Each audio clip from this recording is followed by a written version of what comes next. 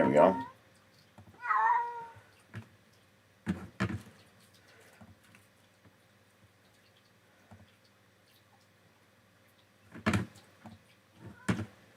Let's see. Yeah, I think that worked now. I don't know why it's doing that. For some reason, I had to change mic aux to be the USB mic. I don't know why. Normally, it showed up as its own separate thing. This time, it didn't.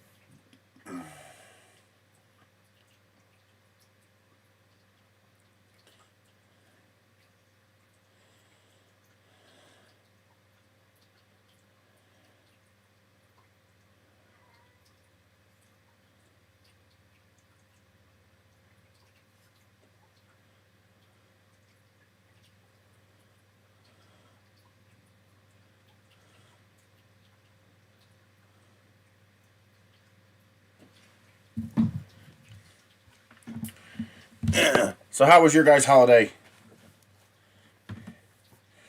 Yeah, I put down one of my my stickers. I put down one of the stickers on the printer, you know, the old build tack style stickers, and it's still warped, even with all the improvements we made. I mean, it warped so badly that it was starting to collide. And yeah, it ripped the sticker off the aluminum bed. it pulled so goddamn hard that it actually ripped the whole sticker off the bed. Yeah, that's a lot of freaking pull. So I think it's just too cold in here. And I think the temperature delta, the surrounding environment, and the part is just too much. And because the part is so large. This is with all the enhancements we made to reduce the warp force. Didn't help. I did get one to print, but it's got a pretty healthy warp in it. This one warped so bad that the nozzle was starting to collide because it ripped the sticker right off the bed.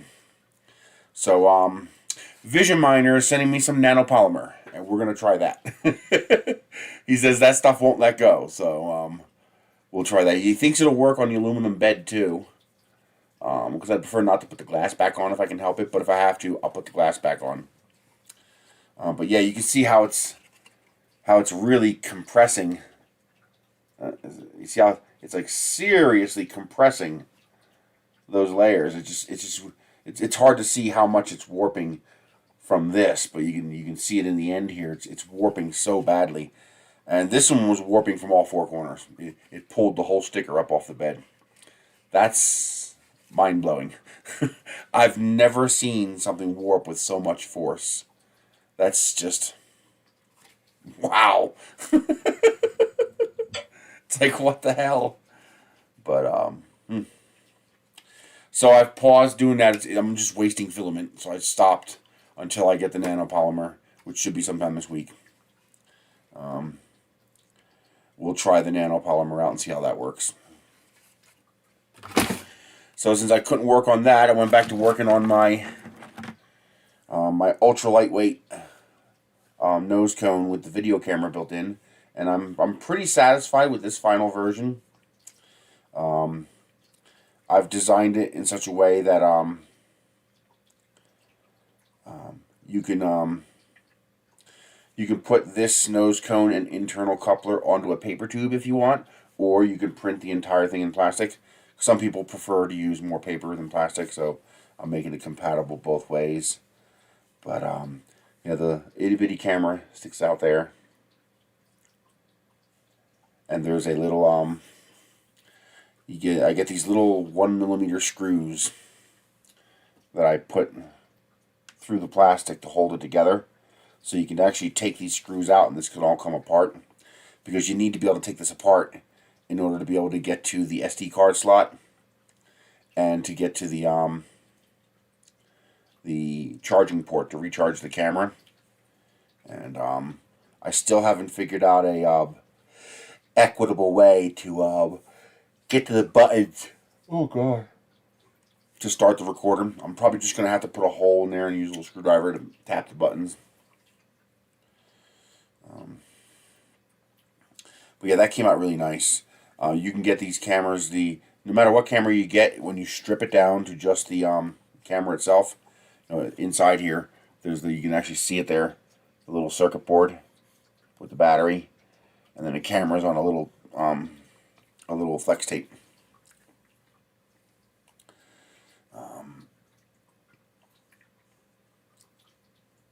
The camera weighs 10 grams.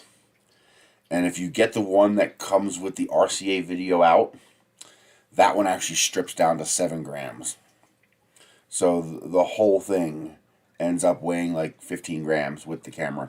You can launch this on a half A. It's just VGA quality video, but still, it's a video camera that weighs 10 grams. That's incredible that we could get it down that low. And if you're one of those weirdo masochists who likes cameras that look straight out the side, you can even get rid of this and reduce the drag even more. But I prefer video that looks down, because then you get to see the ignition and the takeoff, and you get to see the ground receding. But that's a 24 millimeter tube, so you can fit this in any 24 millimeter rocket. With a little bit of squishing, you can get it in an 18 millimeter tube, but it requires the tube to be oblong, oval, because it's actually like 19, 20 millimeters. It doesn't quite fit inside of a 18 millimeter tube, but it fits comfortably inside of a 24 millimeter tube, so that's what I designed this around. This is all designed around a 24 millimeter tube. Yeah. So this would be great to fly on like A or B engines on a really tiny field.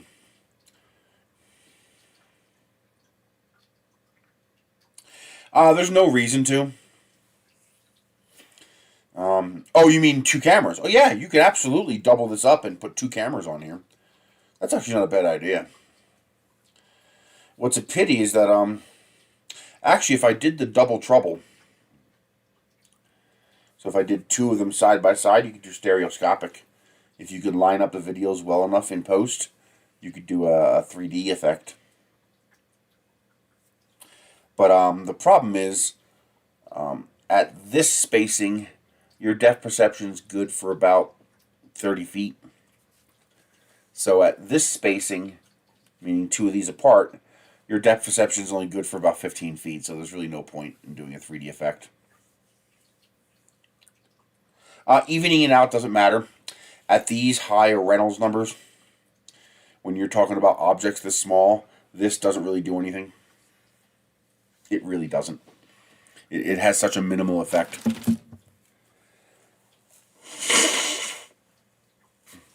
Contrary to what your instincts might tell you, this is not going to make the rocket turn or do anything like that. It's just the overall drag of the entire rocket is this much. And relative to this, the drag of that is this. It's inconsequential. When things are weird when you get this small. When you do, you can do things at small scale like this that you can't do in full scale. I mean, if you tried to make a missile with something sticking out the side like that, it would have an effect. Because you're talking about, a quarter-ton missile, 20 feet long, this big in diameter, doing, Mach 1.5, that's going to have a big effect. But on a little rocket like this, even doing 300 or 400 miles an hour, it's nothing. At this smaller Reynolds number, it just doesn't have any effect. So it's one of those things like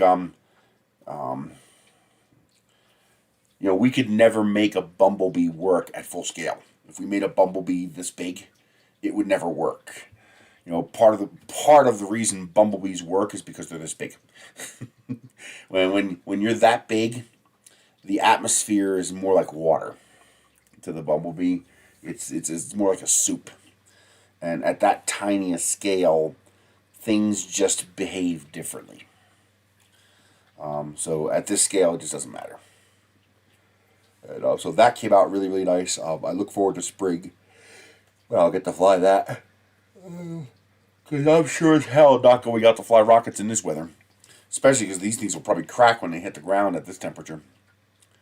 It was freaking 8 degrees last night. 8 freaking degrees Fahrenheit. I don't know what that is in Celsius, but it's low. What is that in Celsius? I bet you it's really low. It's a negative number, I know that. 8F2C. That is negative 13 degrees Celsius.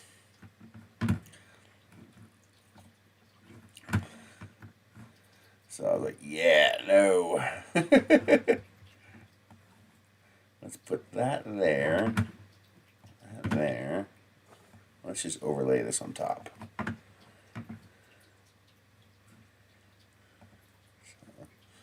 I gotta tell you, it's...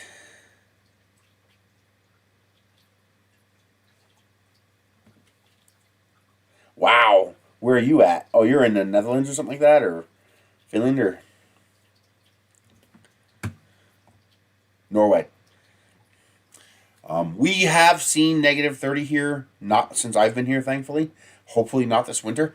That would suck, because it's cold in here right now. It's probably like 48 degrees in the house right now. 47, 48 degrees Fahrenheit. And well, it depends on which room you're in. It gets as low as 45 in that room. It's 48, 50 in this room, and it's 60, 65 in the main room. Because I have just the one heater, and so that heat has to propagate throughout the house.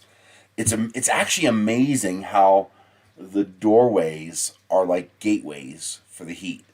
Like, you step through the doorway of my bedroom, just one step into the kitchen, and you can feel the temperature difference.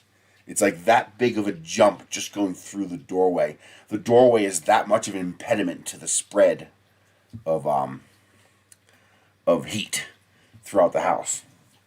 And I think that's part of why the prints are giving me a problem too, is my bathroom is the coldest room in the house because it's the farthest from the heat source. Oh yeah, we have snow. Our first two snows were a couple of inches that went away right away. But our third snow was about a foot and a half of snow, depending on where you were. And my car actually got stuck in the driveway. I had to just leave my car in my driveway for 2 days until the snow melted enough. And I was able to get out, and we went to her doctor's appointment. And of course, they were closed, but they didn't tell us. And when we got back, I got stuck coming in the driveway. I shouldn't have went in the main entrance. I got 3 points where I can enter my property. And that the main point, the center point that I enter, the ground has a dip there, which I need to fill. It's lower than the gradient. And so that part got slushy. And of course, as soon as I started slipping, the car just turned sideways until it centered itself in the hole. And so I was like, okay, I'll just leave it here until the snow melts. We got snow this week, but it went away pretty fast. Got about, 4 or 5 inches. But by the next day, it was basically gone. The only place you still see snow is in the shadows on the lee side of the sunlight where the sun can't get to it and melt it. And, of course, right where I parked the car at the end of the carport, the snow melting off the roof in the carport lands there and turns into a sheet of ice. Yay. That's always fun. But yeah, we get some pretty healthy snow here because even though we're at a low latitude here in New Mexico, we're at 7,000 feet elevation, 6,800 feet. So because of the high elevation, we actually get snow. It's usually the fluffy stuff. That one snow was actually heavy. It was actually the heavy wet snow like we got in Pennsylvania. But usually it's the lightweight fluffy stuff. And, but now it's actually cold. It's just cold. What are we looking at? 10-day.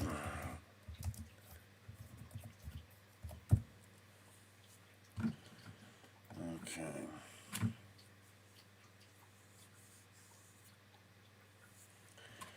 It is 38 today. Tonight's going to go down to 23. And what are we looking at? We're looking at, oh, it'll warm up this weekend a little bit. We'll be 41.29 and 41.18 this weekend. So my pipes should unfreeze by then.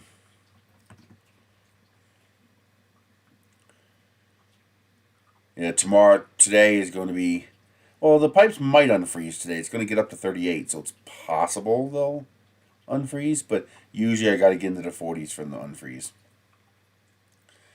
And it looks like all next week is going to be about 40 degrees during the day, about 18 degrees at night.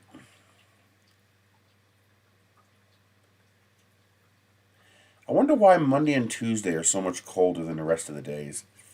That was the same this week, too. Monday and Tuesday were really cold, and then it warmed up. It's weird. I don't know why that happens. But yeah, it looks like January is going to be a pretty chilly month. Looks like we're going to average 40 degrees during the day, and we're going to average 18 degrees at night. It doesn't prevent the freezing. I tried that. It just doesn't work. We get cold. I mean, I guess if I turned it on full flow and let it run, it would probably work. But, well, the problem is when it's interesting. If you guys remember when I moved out here, I had to live at Motel 6 for a couple of weeks before I could move into the house. And that was because the bank wanted to draft up some more paperwork to insulate themselves from being sued because of the water pipes. And I was like, they're idiots. It's already an as-is, where-is, sight unseen sale. They're already insulated. But anyway, I already knew the pipes were bad. So,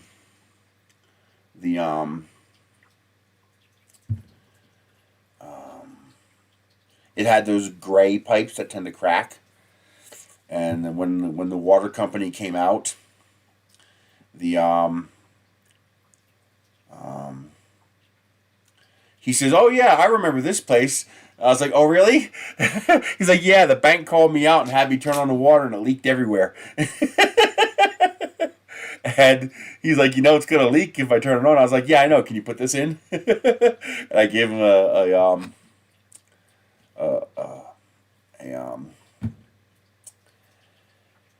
what's that, shark bite, a shark bite valve, because the property has no shutoff valve. It did, well, it does now, but the property had no shutoff valve. I was like, who puts water in without a shutoff valve? Who does that? So I was like, can you just put this, valve in? I'll pay you for it. And he charged me $40, very fair. And he put the valve in so he could turn on the water, and now I no longer needed the water company. My water was on, and I had, well, there might be a valve at the meter, but the meter's across the street. So the meter is nowhere near my house. So he put the valve in. It didn't leak. So we knew we were good there. And then I have a water jack out in the yard. So I ran a garden hose into the bathroom so we can at least have running water for a toilet. Until I could, get the pipes done. And then I had someone come out and redo all the pipes for the whole house.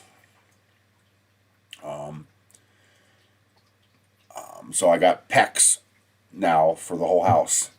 That cost me $1,200, which is actually a good deal.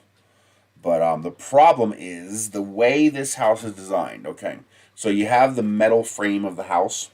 Okay, and the metal frame of the house then has the water pipes underneath the metal frame of the house, like that. Okay, and then you have insulation on top of the on the bottom of the house, like that, and then you have this chicken wire grating sitting on the bottom of the house like that. So from the side, you have the metal frame of the house, the pipes, the insulation, and then this chicken wire, like expanded metal grating, covering the entire bottom of the house. Well, the problem is now my pipes are just dangling underneath the house, sitting on the ground. So before, because the pipes were in between the insulation and the subfloor, the heat from the house kept the pipes from freezing. But now my pipes are just sitting there underneath the house with no insulation whatsoever. So there's absolutely nothing to keep the pipes from freezing. I have heat tape, but I didn't have enough to do them all. I only had enough to do one section. That's why, oddly enough, my cold water still works and my toilet still works. I'm guessing that's the line that has the heat tape on it. And so I can't put any more heat tape on because, number one, I have to buy more heat tape, and number two, I have to pay somebody to install it. I can't fit under the house. I tried. I don't fit. You know, technically I can get under there, but once under, I can't move. I can't turn over. I can't turn. I can't maneuver. I can't. It's too small a space for me to fit. And so I have to pay somebody to put more heat tape to do all the pipes. Eventually, what I would like to do is I would like to re-pipe the entire house over again, but actually have the water lines inside the house instead of outside the house. So have that pipe that comes out of the ground go straight up inside the house. Right now, it comes out of the ground, goes along the ground to the hot water tank, and then it goes from the hot water tank to the rest of the house. What I want to do is I want to run that pipe straight up into the house, and then run to the water tank, and then run the pipe along the ceiling. You know, get white PEX, and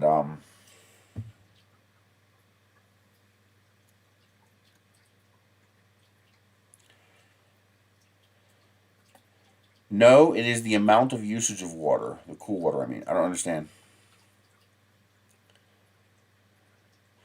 No, last year the cold water always froze first, and then the hot water froze. But for some reason this year, the hot water froze first. I think I left the water tank cabinet open. I suspect I got to go out and check today, because I think I left that open when I was working on it, and that would explain why it froze first. And so I'll have to go out there and close that. I should probably get a small radiant heater, like a little pad heater.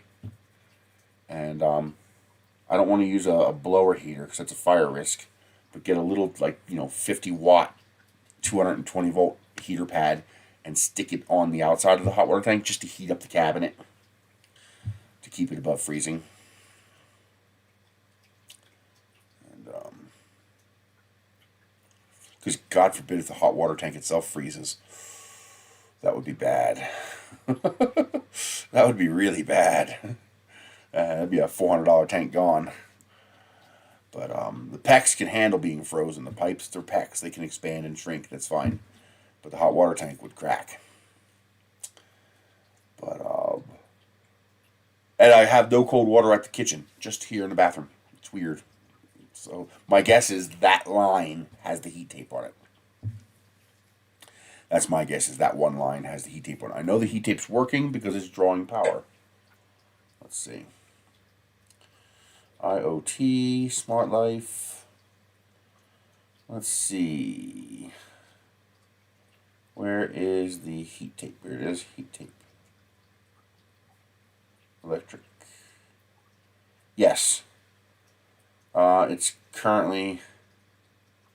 Oh, I guess because it's above freezing... Oh, there, it just turned back on. Yeah, the heat tape's drawing 30 watts.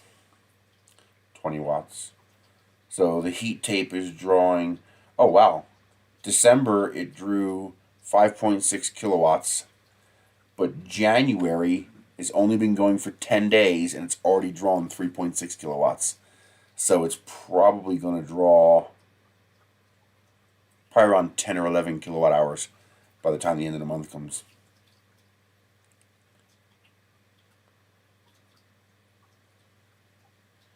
And if last year is any indication, it will draw power all the way into April. Looks like last year it drew 9 kilowatts in January, 7 kilowatts in February, 4 kilowatts in March, and 1.5 kilowatts in April. And then, of course, nothing. May was 0. And then the next power usage was October, 0.3 kilowatts. It's temperature sensitive, so it turns off when there's no draw. But that's my way of knowing the heat tape's working. I have it plugged into a smart switch.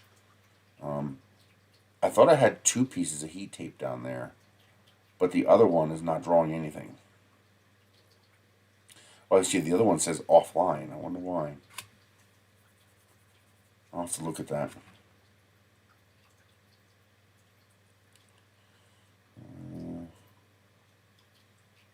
Let's see what else. I'm pretty sure the mini split is not plugged into a switch, but it's showing on. I'll have to find that plug. That's what I was thinking, something like that, like a sheet heater, something that's safe, something that's low enough power that I don't have to worry about starting a fire. I could put it like up midway on the tank so that it's not near anything flammable. But yeah, something like that. But I need something that's 220 so I can just plug it into the existing 220 line. And before the Wi-Fi switch, this way it's always on. That's probably shouldn't be too hard to find, actually. And it might not be expensive. 2 volt heater pad.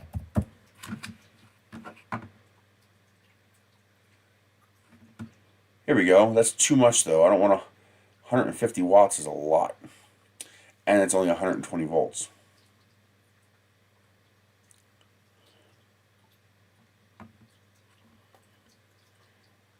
How much heat is that?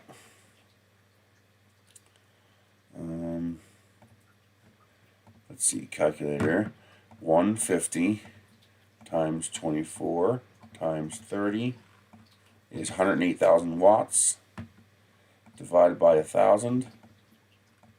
That's 108 kilowatts times 0.147. That's $16 a month it would cost me to run that. That's a lot of power.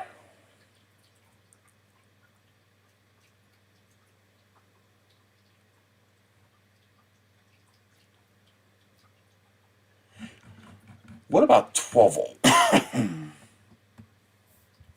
And just hook it straight up to a solar panel.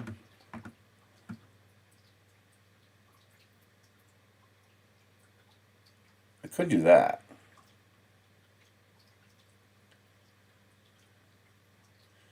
I don't know how effective that would be.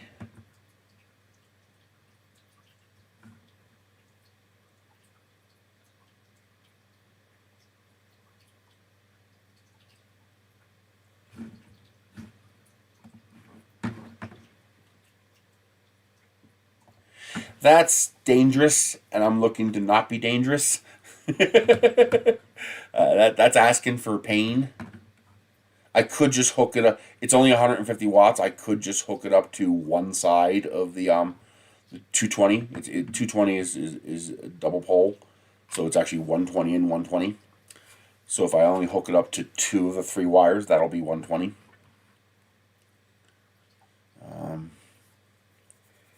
Here's 100 watt for 15 bucks, 20 bucks. So that would be about $6, $5 or $6 a month to run. No, I'm sorry, $10. About 12 bucks. 6, 12, 18. Yeah, about $11. That'd be about $11 a month to run.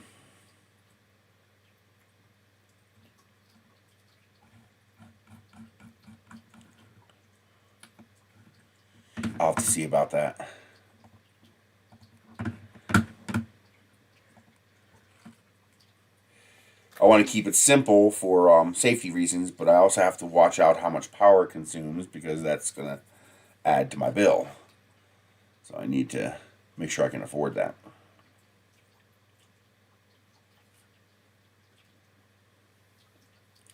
If I could, the problem is mounting the solar panel. It's a flexible fold-out solar panel. I would need some way of mounting it to get a decent amount of sunlight.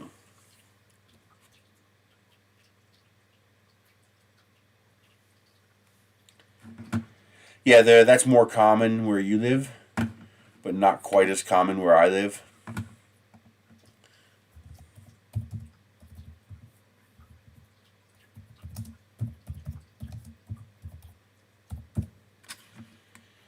because we don't have too many 220 volt outlets here.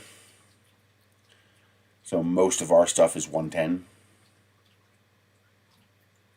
Meaning I would have to order it off eBay or something like that. I'm not going to be able to get it off Amazon.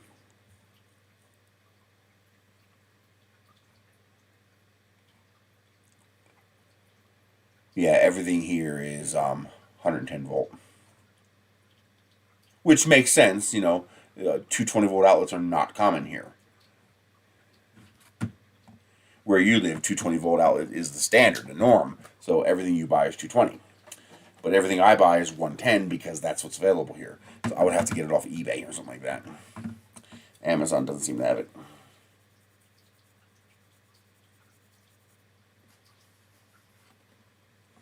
No, you can't plug a 110 volt heater into 220. You got to have a 220 volt heater. And the outlet's not the issue. The device is designed to run on.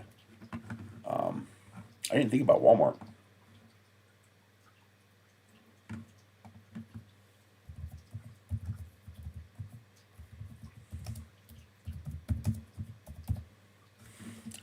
You asshole.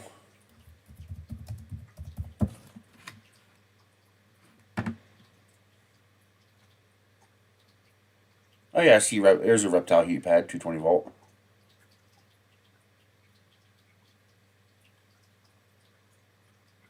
Free shipping too. And I don't know if I trust that though. That's not a silicone pad. That's a thin film resistor pad. I don't know how safe that is.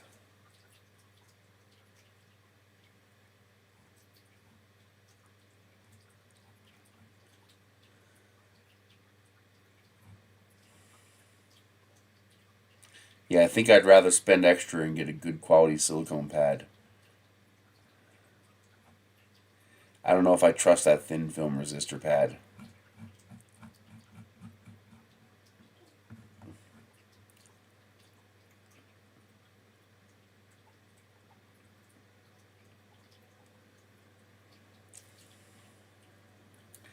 High thermal efficiency.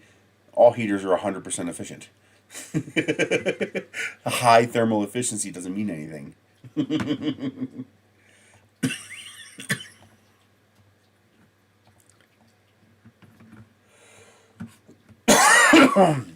Yeah, it's this one here.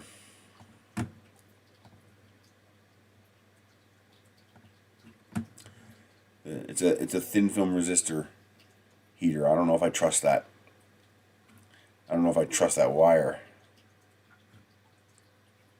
I mean, that screams at me low quality. I think I'd rather pay the higher price for a quality silicone pad. Remember, manufactured home. It's like a tinder box. If something sparks, you're done. So I got to be real careful with that.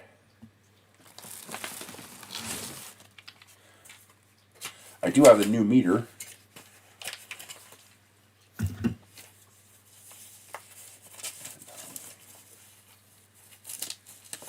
So I got my new widget.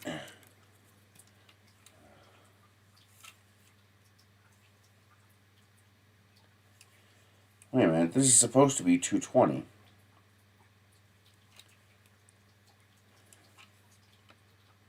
But it's only got 2 connections. Where's the third connection?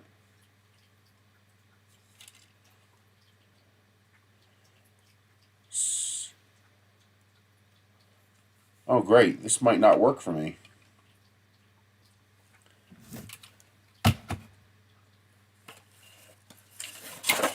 We have 2 lives and a neutral. This only has 1 live and a neutral.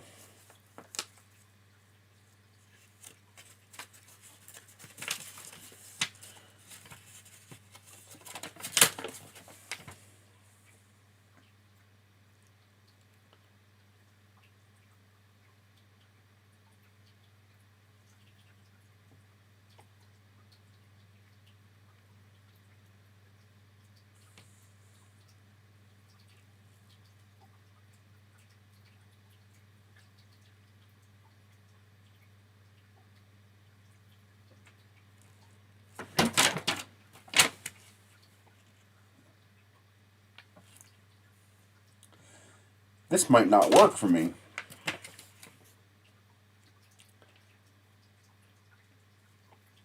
It's got a nice Wi-Fi connection, color screen, and it connects to your phone.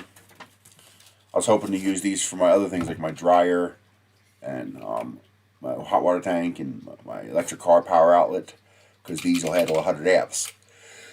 But I don't think this can work for me.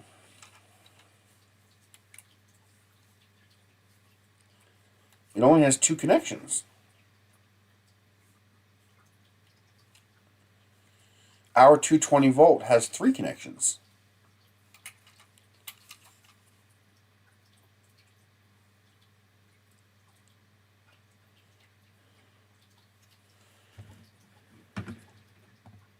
I don't think it's going to work.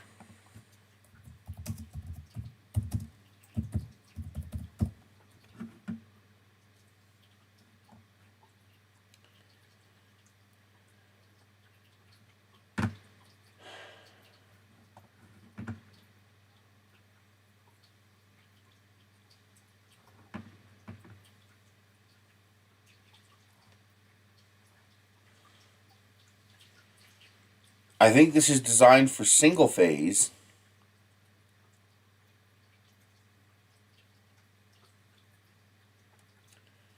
And I have split phase power.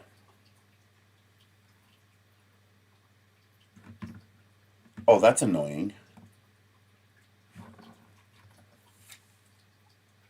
Great, I got 2 of these and I don't think they're going to work. That's $30 wasted.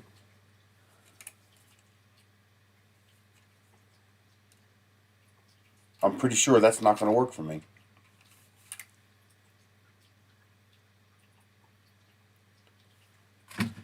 This is for single phase 220, but the US uses split phase 220.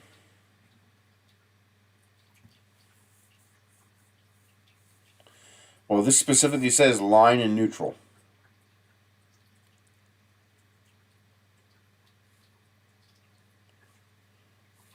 So right on the little gizmo there it says line in and neutral in.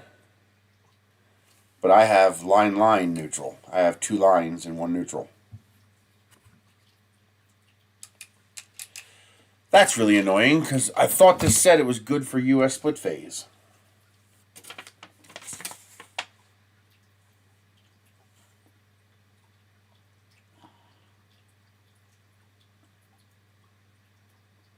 Yeah, it says right here, it is suitable for single phase AC power supply.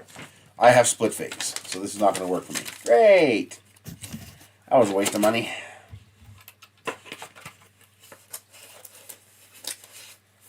Yay!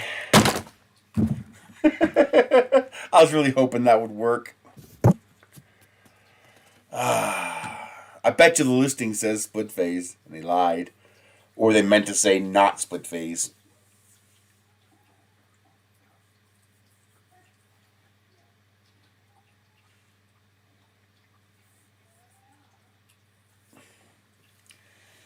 What are you gonna do? Nothing you can do about it. Hey, I found a new site to download anime from. I don't have it on here. It's Kayano Anime or something like that. They're apparently to get around the torrenting issue, they're using Google Drives. So on the one hand, it's annoying because you have to download each file individually. You have to click on each file and click download for each file. So I have to click download, yes, download anyway, because Google can't scan for viruses in bigger files, so it warns you every single time, and you can't turn that off. You can't download the whole folder because when you try to download multiple files on a Google Drive, it zips the files up first. And we're talking about, anywhere between 5 and 30 gigabytes worth of files. So, of course, that's never going to successfully zip up. So you have to download each file individually. However, you download at 20 megabits per second. So it's really freaking fast. I think I downloaded like 200 gigabytes over this past weekend. Although now I found a new problem, which is annoying. And that's all of the anime rippers. All the rippers are using H.265 HEVC dual audio codec. And the problem is my Chromecast does not support H.265. So while my laptop can play the video and my tablet can play the video, I can't cast the video to my TV. I have to convert the video to H.264. I found the only viable software I found that works is Handbrake. However, I found out that if I use the very fast protocol, and of course I had to figure out a few other things, like for example, I told it to use audio pass-through so that it doesn't have to spend CPU cycles transcoding audio. However, I found out that I can only do that with AAC, AC3, and MP3 because apparently FLAC and Opus don't cast properly to the TV. So I get the video, but I don't get the audio. And so once I figured that I had to re-encode a few videos, once I figured that out. And it's also usually intelligent enough to pick the English track and get rid of the Japanese track. And the advantage of that is that even with the less efficient codec of H.264, I usually end up at the same file size or even smaller by converting. And by using the very fast protocol, my little laptop here can convert, a 25-minute video in 3.5 minutes. So I just queue up a few hundred of them and let it run overnight. And then once everything is H.264, then I can put it on anything and stream it to anything. And really cool feature I found is this. I found that it's pretty convenient to use VLC on my laptop to cast to my TV, and then I can install an app called VLC Remote on my phone and computer, and this way I can actually control VLC on the computer with the app on the phone. So I have, because one of the reasons that I like using the tablet to cast is I have control right there on the tablet. This allows me to use the computer and therefore access to the hard drive that has all the content on it. And I can sit here right on the phone and skip, fast forward, add to my playlist, stuff like that. Really convenient. What's that called? Yeah, VLCremote.com I think is the site. It's totally free.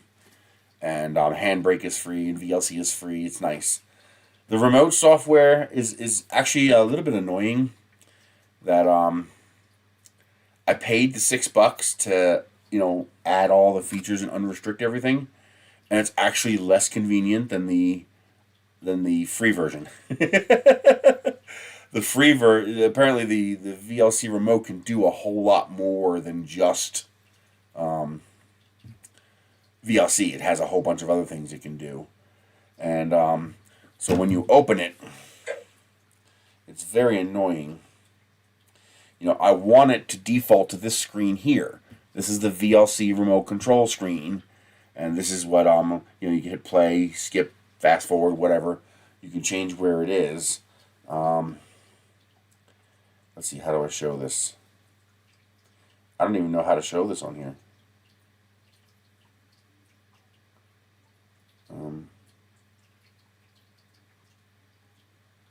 How do I even show this?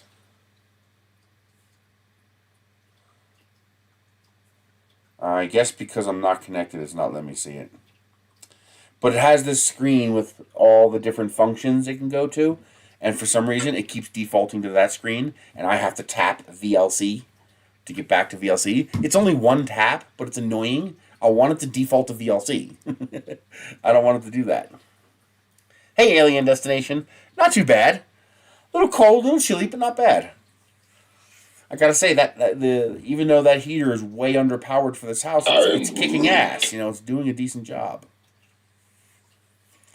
And of course, I have a real heavy duty, really thick, feather down filled blanket, and boy, does that keep you warm.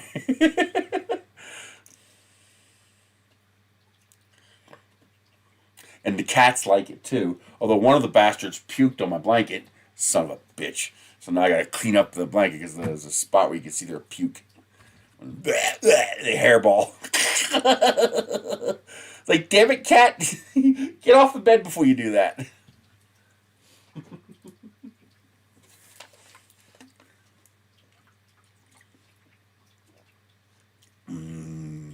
They have Starburst cherry juice mix. It's really good. And sugar-free. We like sugar-free. No new printers. No new printers.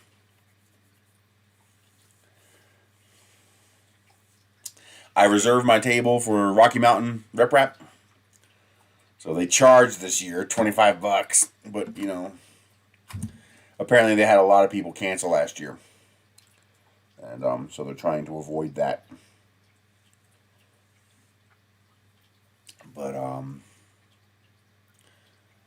I gotta tell you, this little laptop is a pretty baller machine. This is the one I got from Vine. It's that little Acer. It's a Ryzen with an RTX 4 chip in it. The only problem I have is not enough USB ports. It's only got 2 full-size USB ports and 1 C port. I did finally get the USB-C wire for it, so I can clear up that C port. But it's a pretty badass little machine. It's a nice little machine. I like it. I just wish it had more ports. That's what I'm doing my stream on. I have this little was this Dell? Yeah, this is a little Dell tablet. I got the rugged skeleton case for it, and I got the, you can't see it. Can you see it? There it is. You can barely see it. The little soft keyboard. So the keyboard's nice because it doesn't actually make it bigger. It folds up and lays flat on the screen. So it actually protects the screen as well. But it's a nice little hybrid setup. But it's a cool little tablet. If you ever see them available, grab it. I mean, when they're available on clearance or refurb, they go for like $200. This is a it's a pretty badass little machine too. This one here is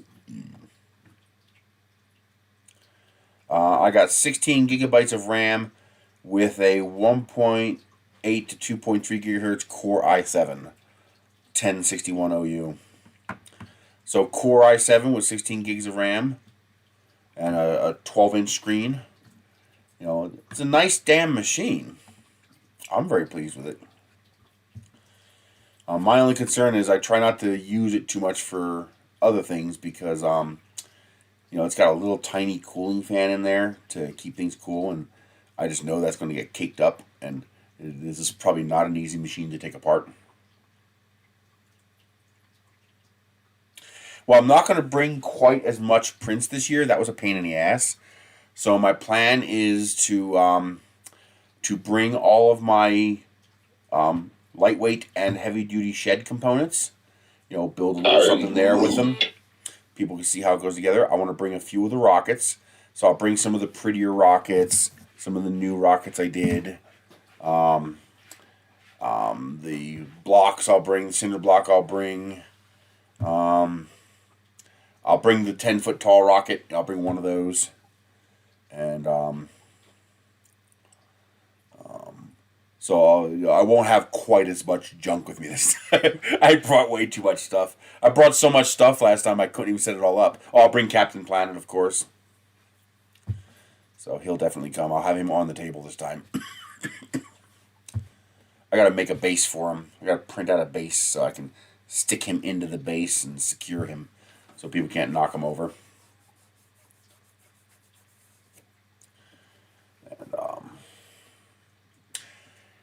And what else? I think that's it. Just the Captain Planet, a 10-foot rocket, a couple of the smaller rockets, and then all blocks. Bring all my blocks with me.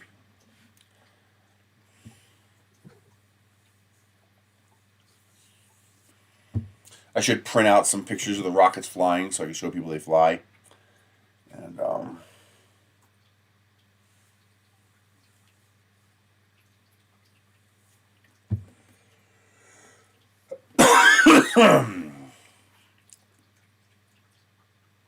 nice. I look forward to seeing you there.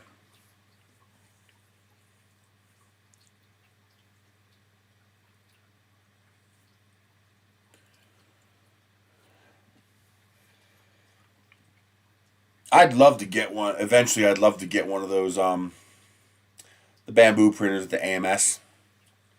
You know, like 2 or 3 of the AMS. That'd be nice to be able to set up some really, high multicolor prints.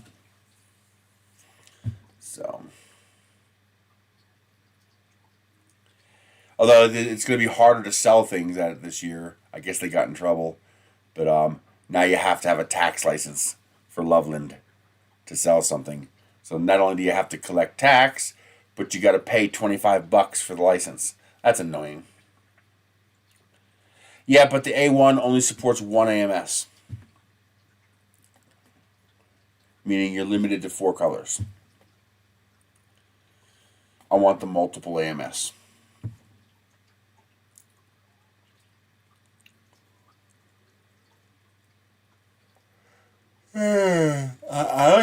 Does the P1P support multi AMS, or is that one also restricted to one? Is only the X1 capable of multi, or how does that work?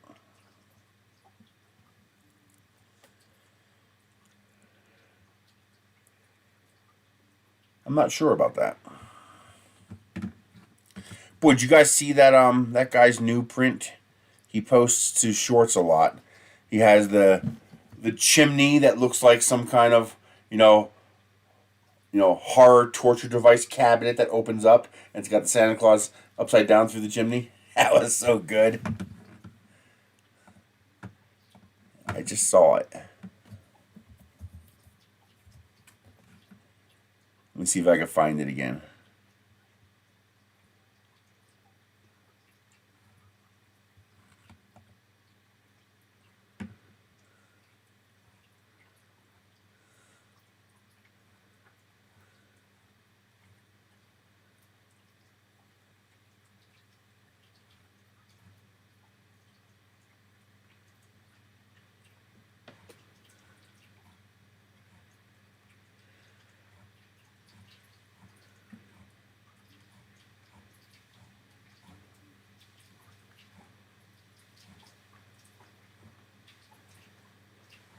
Where is that?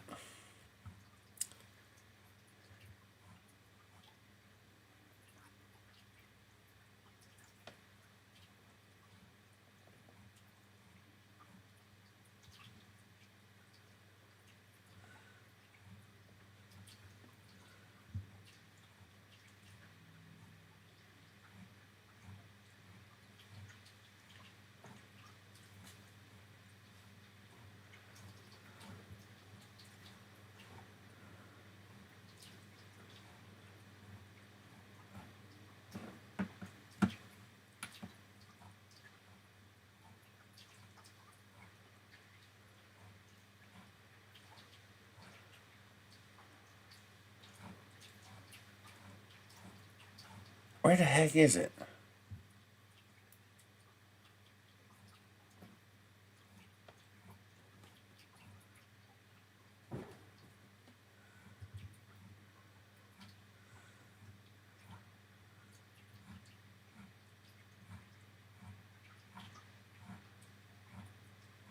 Oh, that's annoying. And I don't even know the name. So I don't even know how to look it up.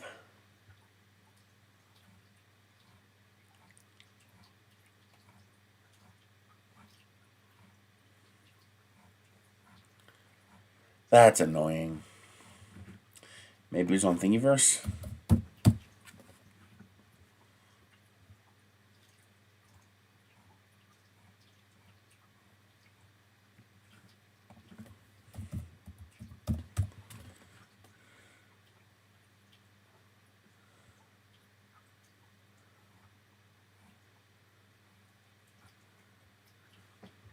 Ooh, Santa's skull looks cool.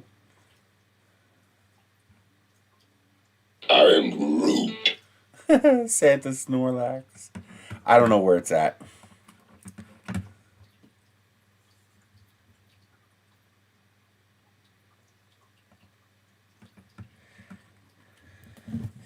As far as I know, the A1 only supports single AMS. You can't daisy chain AMSs like you can with the X1.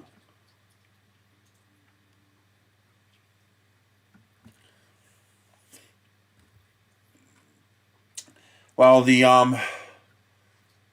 I'm already hitting the volumetric max for the filament itself, so faster doesn't really help me all that much. Meaning I'm already printing at speeds faster than an X1 carbon. Well, as far as volume is concerned, I'm already pushing right up against that 15 cubic millimeters per second maximum. I mean, the only way I'm going faster is to go, Volcano CHT, type hot end. So that's the only way I'm going to go faster.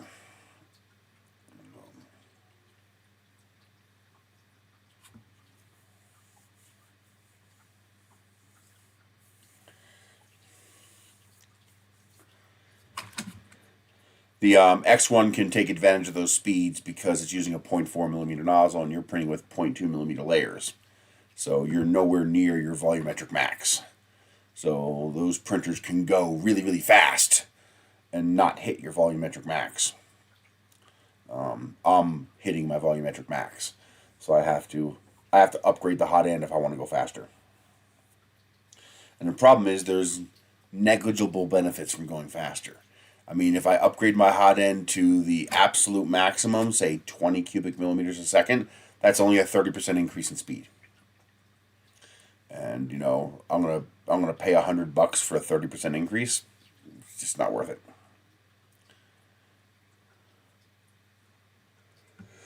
Because I'm already going at 15 cubic millimeters, so upgrading the hot end, spending $100 to upgrade the hot end so I can go to 20 cubic millimeters just doesn't make any sense. It's not a big enough improvement in speed to be worth the cost of the upgrade. At the scale that I'm printing, when printing big fat stuff like this, if you stuck a 0.8 millimeter nozzle on your X1 carbon or K1 max, and then tried to print this, you're going to be going about the same speed I'm going, because you're going to hit your flow rate limit long before you hit your kinematic limit. So when you print something, you have the filament speed limit and you have the kinematic speed limit. The filament speed limit you don't get a say over. It's 15 cubic millimeters a second. That's your filament limit. Unless you upgrade the hot end, then you could push that to about 20, maybe 21 cubic millimeters a second, depending on the filament. CNC Kitchen has a whole video on it, where the best he could get was like 21 cubic millimeters a second. And because when you're printing with a K1 Max or an X1 Carbon with a 0.4 millimeter nozzle and 0.2 millimeter layers, you are nowhere near 15 cubic millimeters a second. You're at like 5 cubic millimeters a second. So you can afford to increase your kinematic speed, meaning the speed that your parts move, and still be under your volumetric limit. And so basically a 0.4 millimeter printer has a lot of room to go fast. And so the K1 Max and the X1 Carbon can go really fast because they're running a 0.4 nozzle. But as you increase your nozzle size, you're increasing your flow rate. I mean, sure, I could print at 0.2 millimeter layer height, but that defeats the point. Part of the point of going with big fat layers is that I can print big fat layers. And so I can print one of these in 20 hours instead of taking 3 days. And because with a 0.4 millimeter printer, like a CR10, you look at 3 days to print that. Ooh. So because I'm running a fat nozzle at max flow rate, I could print that in 20 hours instead of 60 hours.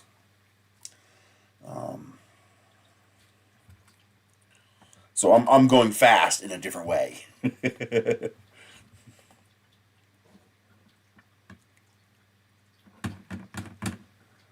What else have we seen?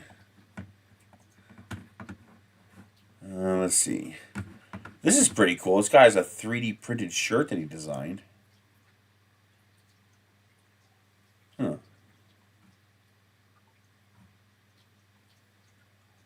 That's pretty damn slick. I'd like to print one of those one of these days. You know, something like that. Where the heck is this Santa Claus?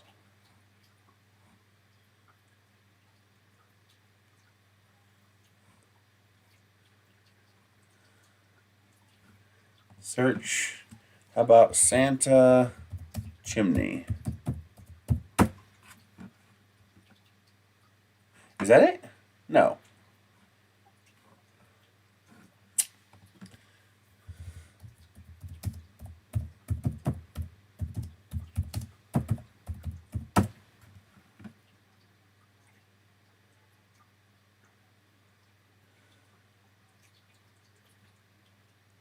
I cannot believe it's this hard to find this model. I mean, am I just using the wrong words?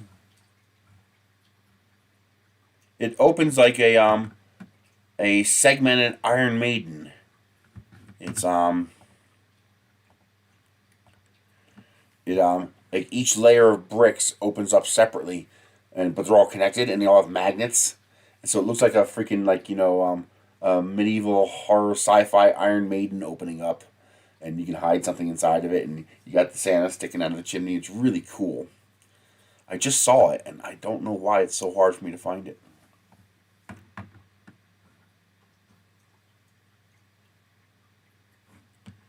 It's just not here. What about videos?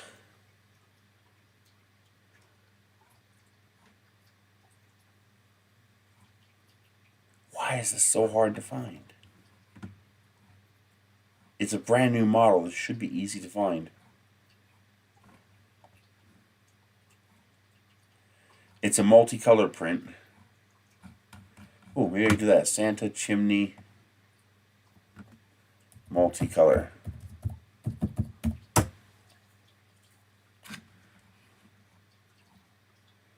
Nope, still doesn't find it.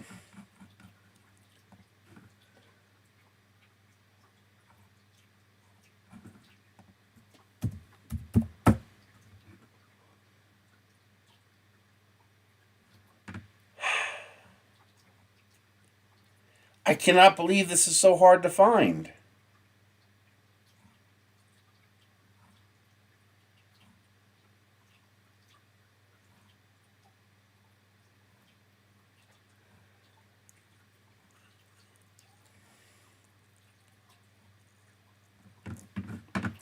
That's aggravating.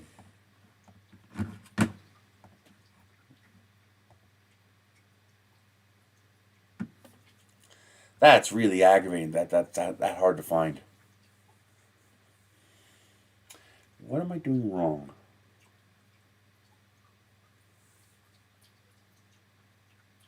I mean, Santa chimney multicolor 3D. I can't think of anything else to search for it.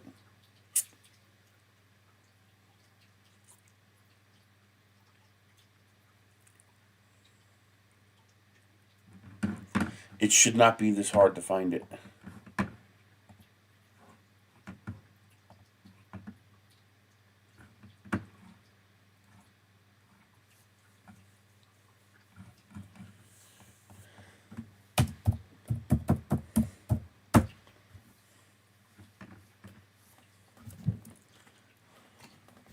I mean, this really should not be this hard.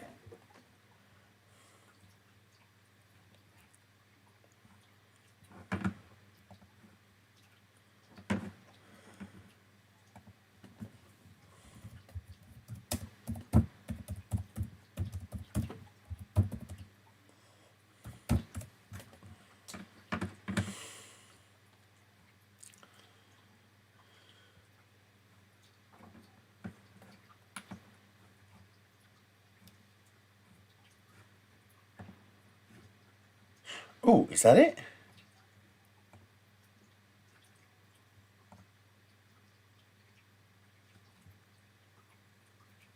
I think this is it. Okay, this is here. It has got it. This is not the nice one that I saw, but this is the model.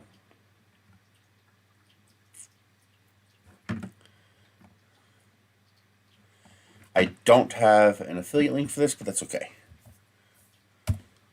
There's the model. Someone made a nicer print of it. This is not as nice a print as the one that I saw, but that is the model. You can see it here.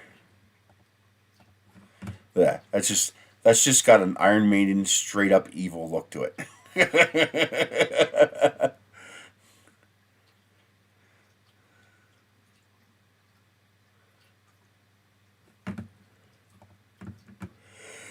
That's just evil.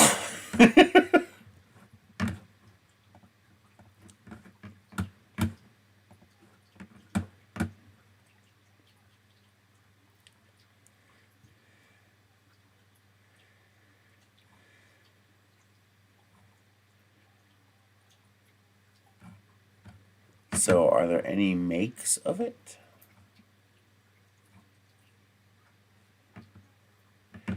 Oh, wait a minute, here. I bet you I could just search for that. YouTube Shorts STLFLIX.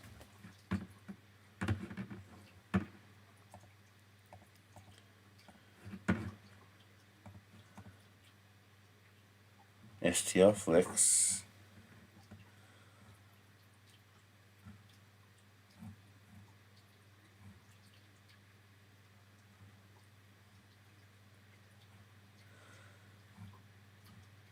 Huh. Someone did a really nice multi-material one with the, I'm assuming with the bamboo. But I can't find it.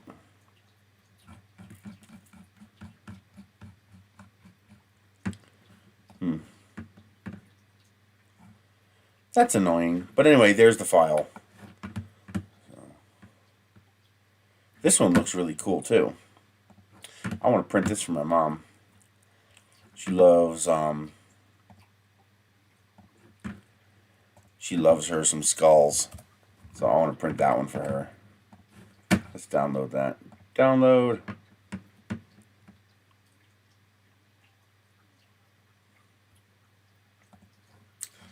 Yeah, she'll like that.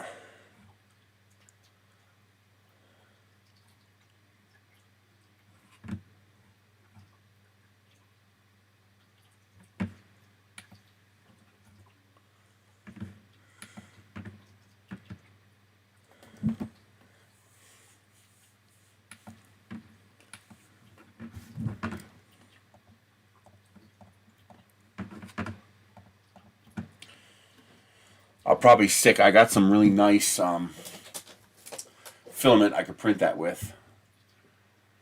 I don't have any chrome filament though. But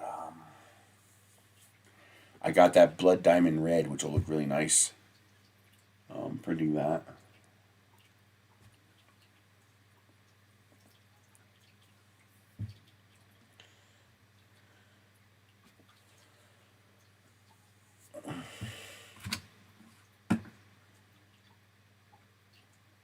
Oh, did he? I haven't looked at TikTok recently.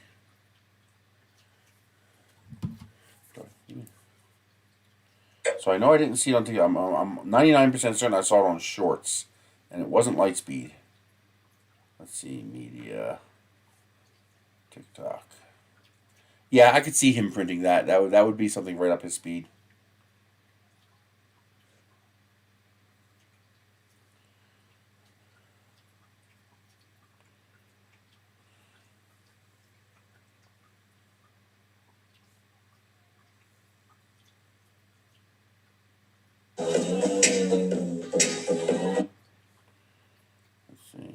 Or you're saying that the... How do I...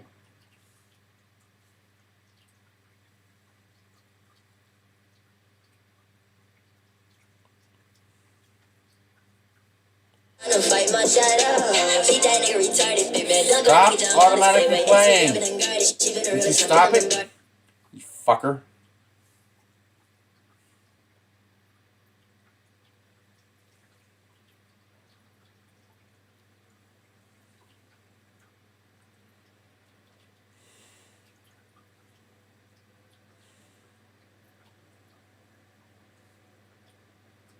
No, that's not Lightspeed.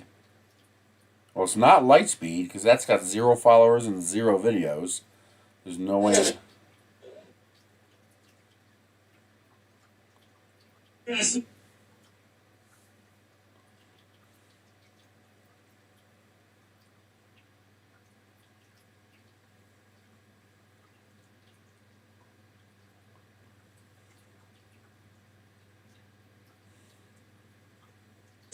Oh, dang. Let's fit the Santa. There's somebody. It's not the same one, but it's somebody. I love the way that opens. Let's close it. That's just. Now I need to put the magnet so that this door. Would you stop playing? Hey, there's a.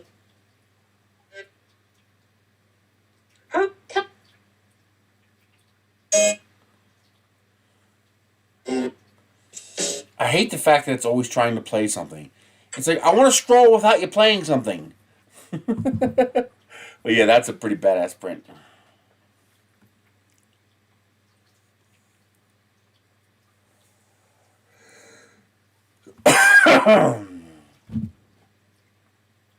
I did finally get my full spec cable. So I should. Although I thought I got a longer one. This is a really short one. I thought I got a long cable. That's really short.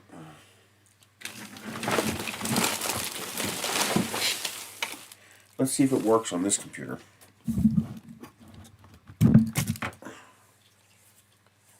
I'm wondering if this will work. My second screen.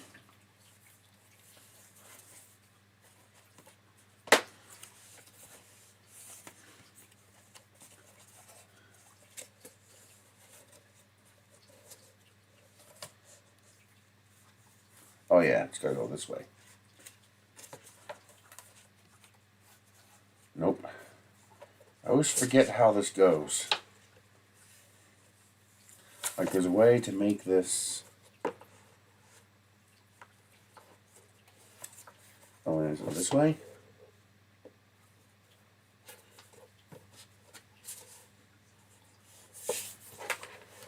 I always forget how this is supposed to go in order to make it. Maybe it's that way. Yeah, maybe. Let's see. USB-C. That is power.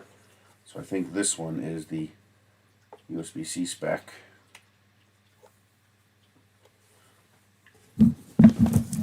Is this even going to reach? It's a short cable.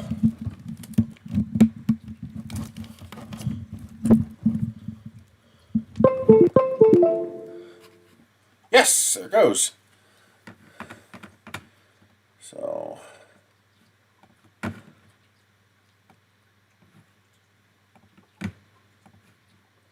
let's see. Display settings. I want to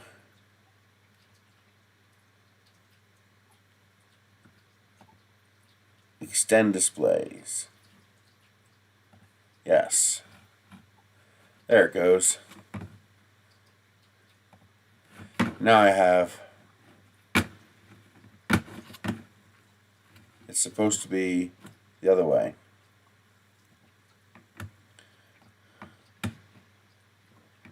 Oh, 2 is over here. There we go. Why'd you ignore me? You want to get your head handed to you? Do this. Oh, I have to hit apply.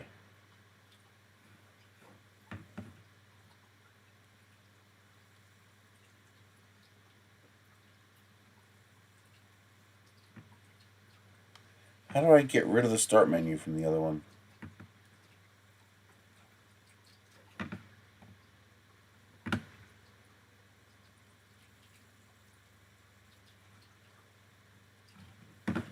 There should be a way for me to get rid of the start menu from the second screen. Because now I can put this over here and have this over here.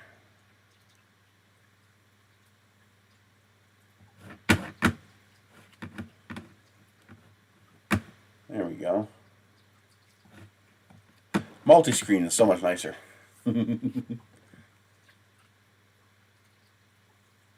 He probably did, but his username on TikTok is not LIGHTSPD. I don't know what it is, but it's not that. When I put that in, I come up with somebody who has 0 followers and 0 videos. So that belongs to somebody else. So you're probably right. He probably did. I just don't know what his username is.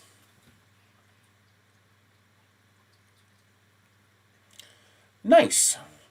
Now that should also be charging it, since that's a full spec USB cable. Okay. I like multi-screen. It allows you to spread things out, which is nice.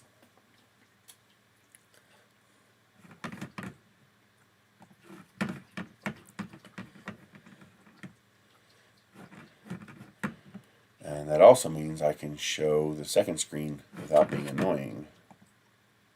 Okay.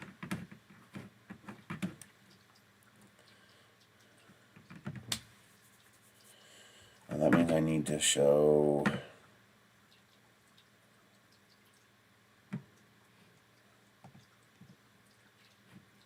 properties.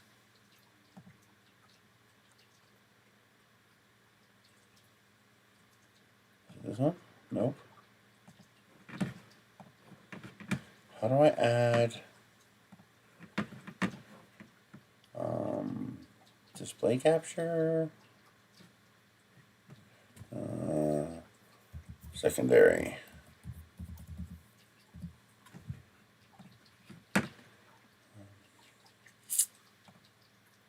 Dopes play. There we go.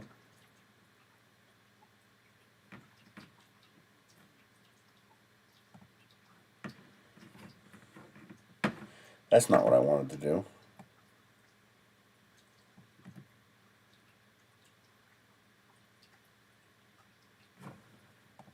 I think I have to do this. There we go.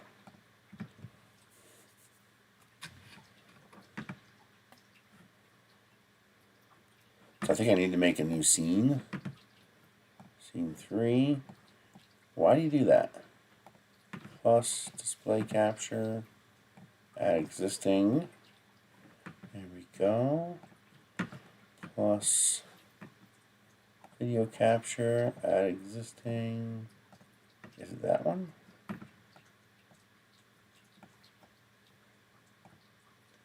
Nope.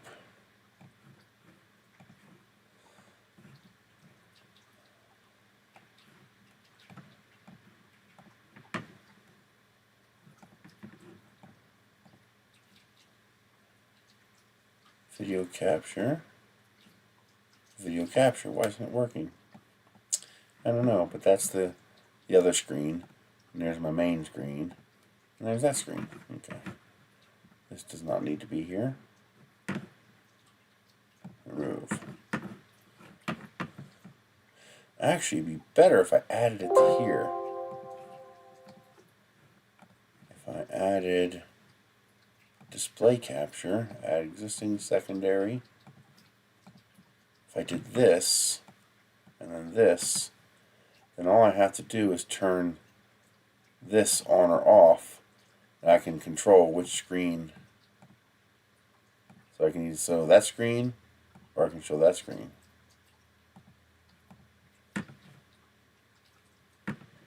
Is that like off the edge? Why is that? I don't get it. Why is that showing?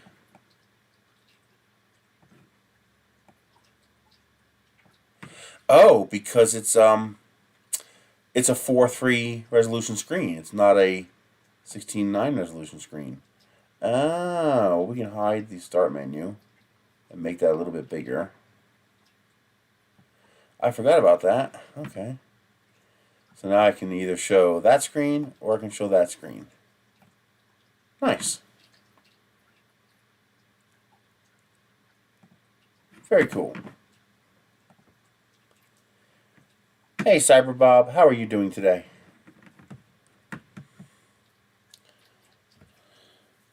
So who's going to be going to the Midwest Rep Rap? Who's going to go to the Denver Rep Rap? Either with a table or just as a visitor.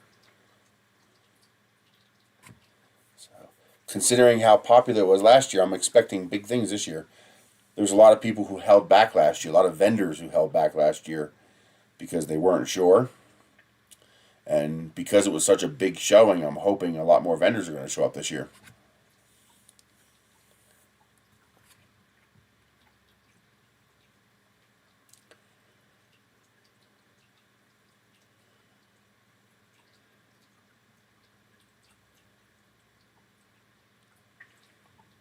You know, when this block project is done, I don't know if I'll ever actually do it. I'd like to. I don't know if I will. But especially because it'd be more difficult for me because of how big I am. But I really, really would like to make even just a simple version of the power loader suit.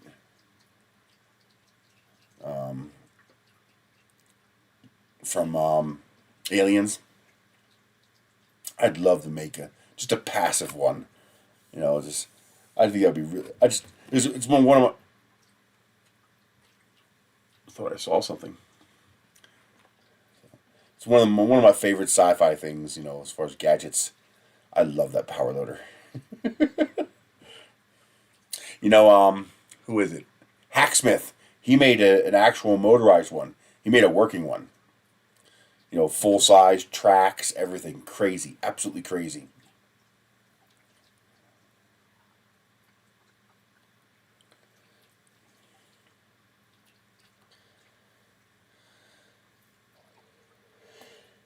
Oh, oh, bad.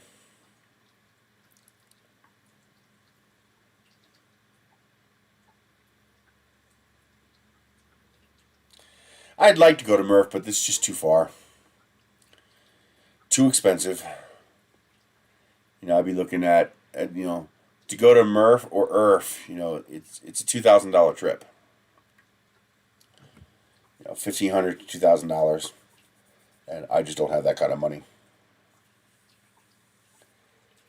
You know, by the time you pay for airfare, hotel, car, you look at $1,800 to $2,000. Yeah, I heard Murph is now in the new building, new bigger building. I was there the last year they split it when you had the annex, which sucked. It sucked getting stuck in the annex because hardly anybody went to the annex. And apparently they got a bigger building now, so they don't have to have the annex. Oh, it's right here.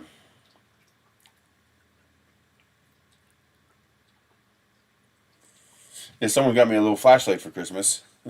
It's one of those AliExpress, Temu flashlights. It's actually halfway decent. You know, it's got 4 big bright lights on the end, which are crazy bright, and then it's got these lights on the side here, and then this side has yellow lights, and then it lights up these center 2 lights. And can you get them all going? Yes, you can. And it's got a solar panel too. I wonder if that solar panel actually works. Like, I wonder if that actually charges it. But it's got sadly, it's the older micro USB. Well, it does light up. It's lighting up from the light. So it looks like that solar panel is actually a solar panel. It'd be interesting to see what kind of tiny battery they stuck inside of here. There are screws for me to take it apart. So I might have to take that apart and see what's in there. But that's actually, it's, for a cheap light, that's not bad.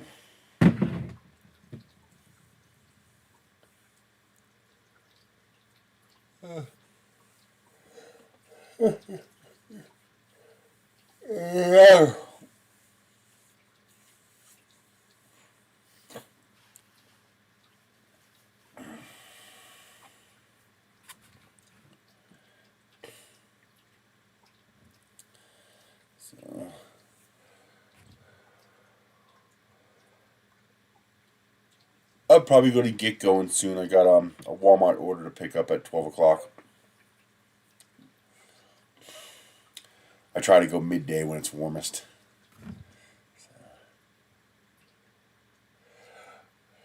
I got a good deal of these cat fountains, these cat water fountains. But this new model really annoys. I might have to get rid of it, just because the pump is silent. But the way the water path is designed, it splashes into the pool, and the water itself is actually pretty loud. The pump is quiet, while the water sound itself is loud. And it's really annoying. The other one is silent. I don't hear a thing. But I like this one because it automatically turns back on. Yeah, it might. No, it's actually not a bad panel. It looks like, maybe a 50 milliamp panel. A 40 or 50 milliamp hour panel. Which is actually enough to probably fully recharge the battery that's in here in one full day of sunlight. It's probably a 1 amp battery. I'd be surprised if it's more than 1,000 milliamps. And at 50 or 7 or 800 milliamps. But 50 milliamps in 10 hours, that's 500 milliamp hours. That's enough to recharge the battery. So when you have that tiny a battery, it doesn't need a lot. That's the interesting thing. Unlike the old days where your flashlight only ran for 2 hours, this one probably also only runs for 2 hours, but it runs on a fraction of the battery power because it's LEDs. Although those probably take a halfway decent amount of power. I mean that's a lot of light.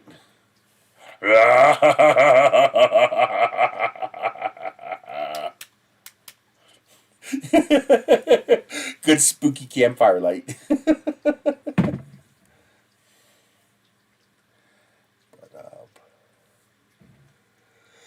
But yeah, it's not too bad.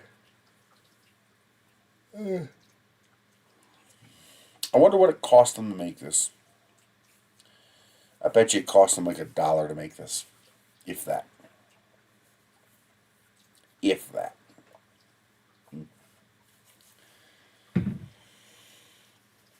But if you need LEDs for other projects, I mean, you got 4 amber LEDs, 4 white LEDs, and you got 4 cobs on this side. I don't know if that's a single cob or if that's 2 cobs, but you certainly have access to a lot of LEDs for whatever you want, probably for less than what you could pay to buy them.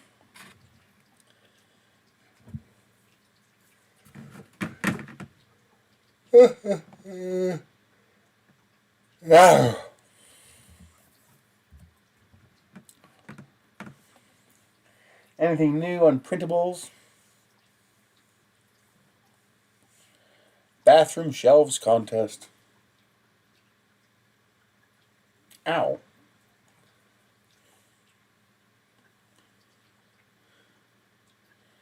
Somebody did some multicolor kunai. Oh wow, talk about an old style clock. That's definitely an old school clock there.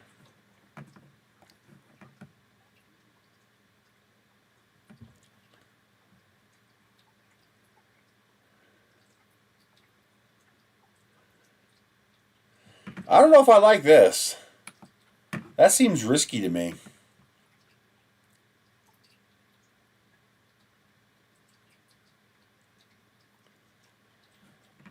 Gridfinity carousel? Man, if that gets sticky and those flip over, that's gonna suck. Oh my god, that's gonna suck if that flips over. Holy shit.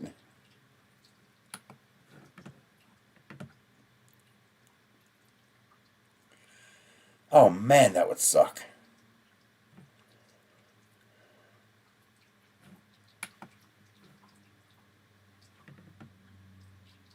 Ooh.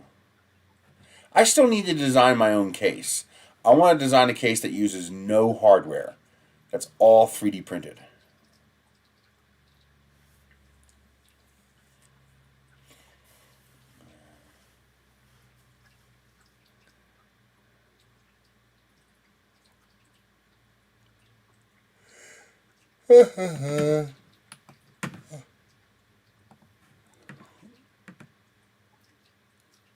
I've still not printed a pair of shoes. I really need to do that one of these days. Those are pretty cool looking too. But that looks like a retraction nightmare. Oh man, does that look like a retraction nightmare.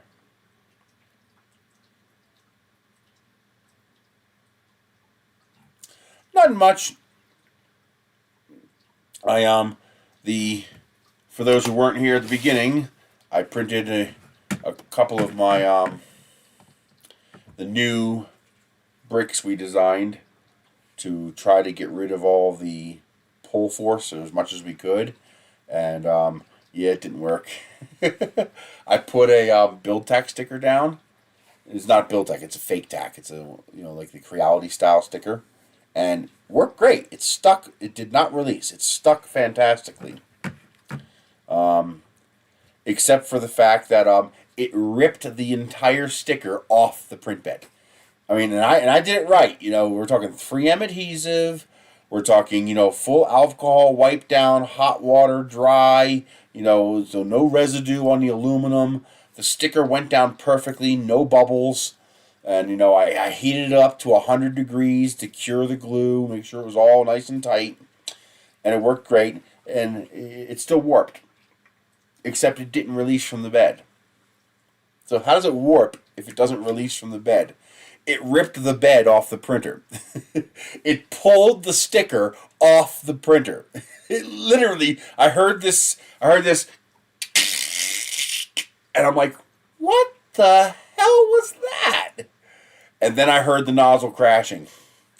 And I was like, no. And I go in there and look, and the whole sticker is being pulled up off the aluminum plate. It's like, how? That end of the house right there in the bathroom gets down to like 45 degrees at night, and because the heater is in the center of the house and there's no ducting, it's a mini split, so the heater has to just passively propagate. So the center of the house is at about 55, 60. This room is at about 50, and that room is at about 45 or lower. And but this way, the water comes out of my sink so cold it numbs your hand instantly. Like you put your hand under the water, it's numb instantly. It's so cold. It's just above freezing. And I think that temperature delta is just too much. So Vision Miner is sending me some nanopolymer. We're gonna try that. I'm gonna try it on the aluminum first. He says it may or may not work on the aluminum. I'm hoping it does because I have it all tuned and set up for the aluminum. And so we're going to try it on the aluminum first, but if that doesn't work, I'll do it on the glass. But yeah, it warped the living hell out of that. You can actually see the compression of the colors here. You can see how it's just all compressed because it warps so much. That's incredible to rip the sticker right off the print bed. It's like, how? How hard does it have to be pulling to do that? I mean, the amount of pull force has got to be extraordinary. It's just... So, I think I just need to, I think I need to use an enclosure. And I think I'm going to have to rig a space just for the enclosure. So what I think I'm going to have to do is put a fire blanket down on top of the table because the table's flammable. I'm assuming the table is flammable. Put the printer on top of the fire blanket. pull the table away from everything else, have a minimum 12-inch gap to anything else at all, and even have the roll of filament be 12 inches away, because the filament itself will burn. And this way, if something catches on fire, there's no fuel. Once it burns the part, there's no fuel. And this way I don't have to worry about it burning my house down. I'm paranoid about fire. But I think that's what I'm going to have to do. I think I'm going to have to, I'm just going to have to bite the bullet and put the printer in an enclosure, if the nanopolymer doesn't work. The problem is, if the nanopolymer does work, the plastic itself might tear apart. We saw that happen with the PLA. The layers of the PLA actually ripped apart. But I was pushing faster than the volumetric flow it was supposed to be capable of. So that could be my fault. Meaning, by staying under our volumetric flow limit, that might not happen. And it hasn't happened with the, well, it did happen with the one PETG model right there. Remember that orange one? Or just the layers just ripped themselves apart. But again, that was us going too fast. For PETG, it's 10 cubic millimeters a second. PLA is 15 cubic millimeters a second. So now I have it sliced for 9.7 cubic millimeters a second. I figured go just below it. And so once I get the nanopolymer, we'll try that. Hopefully it won't rip itself apart. I need to get it reliable. I need to be able to just click print, walk away, come back the next day, click print again, walk away. You know, I've got a couple more rolls of PETG sitting here waiting. I just got to get the nanopolymer in and see how that works. I gotta say, this little mouse has been working pretty good. I got this for $2.99 from AliExpress. It's nice because it has the 2.4 gigahertz little dongle, and it's also Bluetooth. So this is a three-way switch. Up is 2.4 gigahertz. Down is Bluetooth. In the middle is off. Sadly, it's micro USB charging. It's annoying, but you know, can't have everything. The only problem is the scroll wheel is sketchy. Like, it's gotten to the point now where sometimes I'll scroll down and it goes up. So not the greatest scroll wheel, but otherwise it's been working pretty good. And that might just be a cleaning issue. I'll have to get in there and clean it a little bit. See if maybe there's some crap in there. But otherwise, not bad. It's not a bad mouse. You know, it's comfortable. But you know something? It's only $27 cheaper than a really nice Logitech. And you know, the Logitech, you can get that forever battery. But I like the Bluetooth. The Bluetooth is nice because the Bluetooth means it doesn't take up one of my ports. Like this machine here only has 3 UI ports. I've got 2 USB-C ports on the left and 1 USB full-size port on the right. And one of those USB-C ports has to be used for power. So I only have 2 ports available to me. I have the full-size on the right and the USB-C on the left. OBS disconnected and reconnected for some reason. No idea why. But it all shows good. Okay. It's really nice to have the Bluetooth because then I don't have to consume a precious USB port to connect the mouse. I can just connect it by Bluetooth. And then it also makes it very easy to switch between 2 computers. So when I'm using this computer, I just switch it down. And when I'm using that computer, I just switch it up to use the dongle. So that's a nice feature. I would also like to see someone make a, maybe it exists already, I'd like to see Logitech make their long life mouse, you know, the one where the battery lasts for like 3 years. I love that mouse. I'd like to see them make a Bluetooth version of that has multiple Bluetooth profiles. So, you know, maybe have 3 little LEDs on here and have this button here so I can go tap, tap, tap and switch between, you know, dot 1, dot 2, dot 3 to switch which computer I'll connect to, which profile. That would be really nice. I'd like to see that. 'Cause it'd be nice to have, you know, 2 or 3 computers sitting here and be able to use one mouse for all of them by switching. and all have them be Bluetooth, because Bluetooth is common enough today that pretty much all modern machines have the multi-band radio. You know, it's got the Wi-Fi and the 2.4 and the Bluetooth all built into one radio card. You know, that PCMCIE card, PCI Express card, the little PCI Express card. Most of them have Wi-Fi and Bluetooth in the same chip. So that's why most machines you buy today have both Wi-Fi and Bluetooth. Did I ever 3D print a gun? No. I do still plan to when my skill and time allows, but no, that's not a project I've worked on.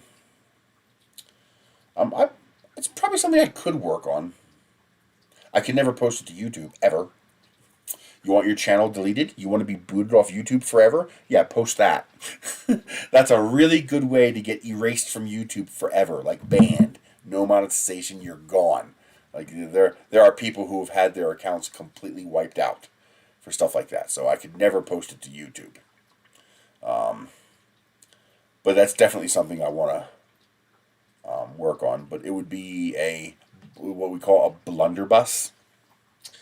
In the old days, think of it as the great grandfather of the shotgun.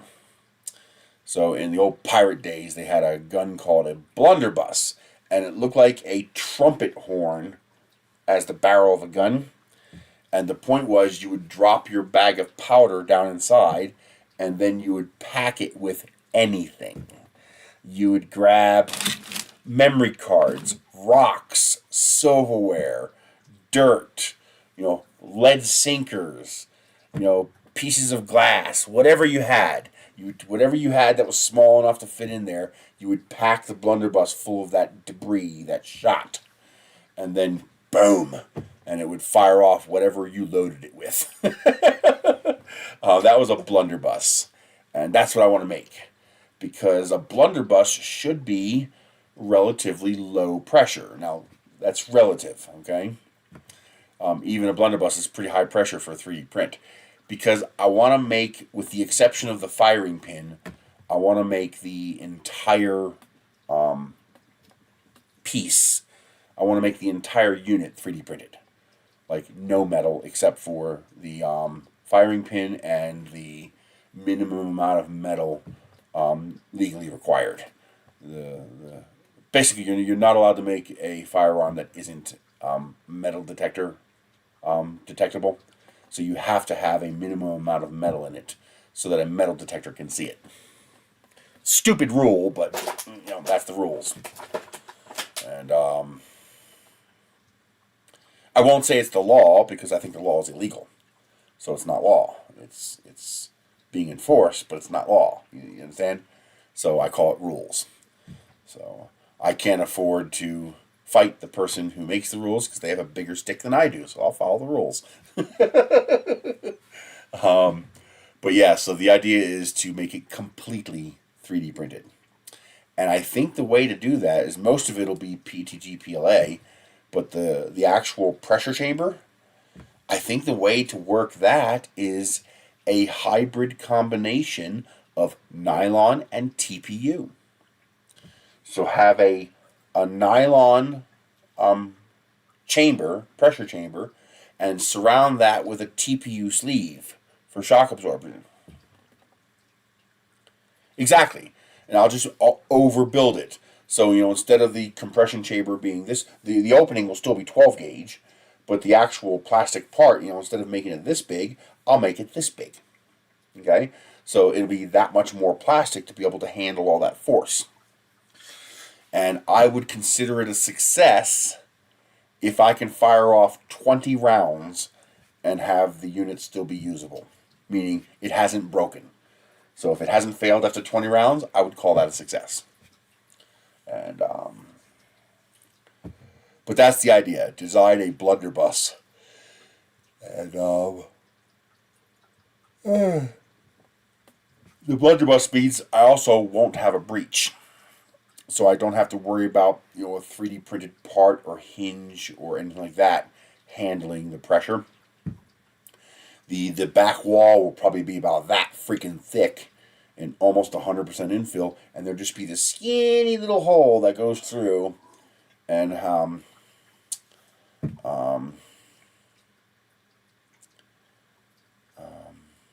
for the firing pin to go through. But yeah, the whole idea is to make it so that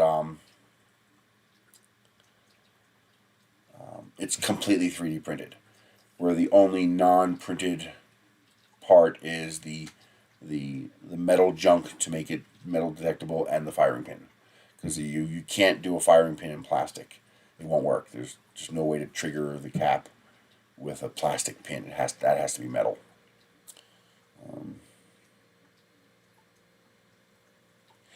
Well, the problem is, okay, so technically, me showing you something like that on YouTube is not against YouTube's rules. What is against YouTube's rules is me telling you how to make one. Me showing you how to make one. Yeah, we're doing okay. It's a bit cold in here, but we're okay. Showing you how to make one is what's against the rules. The problem is, YouTube has basically taken the position that even indirectly promoting making your own firearms is against that rule, according to YouTube. Now, not according to YouTube officially. They won't say this officially. But there are people who have not technically violated the rules who have had their channels completely erased. 3D Print General. Somebody got to stick up their butt at YouTube, and they completely erased him. So you will never see a gun on this channel, because I can't afford that fight. I don't have the kind of backing he does to be able to actually still be monetized outside of YouTube. I'm just not that successful. If YouTube decided I was evil, then I'm done. So you will never see that on this channel. So I can't afford to rub YouTube the wrong way like that. And the problem is, because they will not tell us what the actual rules are, because what he did not violate the rules. Yet, he's banned. Like, they wiped him out. They erased his channel. They even erased his other channels that have nothing to do with firearms. They erased him completely. And they will not tell him why. They will not tell him what violated the rules and what rule he violated, because he didn't. He didn't violate the rules. So, because it's a condition that is unlisted, unspoken, and they will not tell you what the condition is, I can't do anything even remotely involved with that condition. I suspect that anybody posting videos that even implicate making firearms is going to run afoul of YouTube if their channel becomes large enough to become a threat. So, like, he was fine until he hit 100,000 subscribers, and he asked about his plaque, and that's when they killed him. So, any channel that becomes large enough to actually have a following, the very implication that you can make your own firearms, even if you show nothing, I suspect is enough to get you slaughtered. So, yeah, not going to happen here. That's not a hill that I can follow my sword on. I just can't. Food deals, not too much. Oh, we finally got pierogies back. Walmart finally restocked pierogies. It's been 3 years, and they finally restocked pierogies. I love pierogies. Pierogies are so good. But it's been 3 years. They had the little boxes that have like 8 of them in it that are stupidly expensive, but those don't count. But the big bag, the big bags of pierogies, they finally restocked those. So, $10 for like 48 pierogies. I still want to make my little thing to make my own pierogies. Where is that roll? There's a particular roll of filament I'm going to use to do that. Maybe I'll do that this weekend. I really want to. It's kind of silly. It's going to cost me more to make my own pierogies than it would just to buy them, but I don't care. I want to make my own. I just want to. I love pierogies. Boy, I miss Victor's pierogies. One of our uncles, Victor, he died.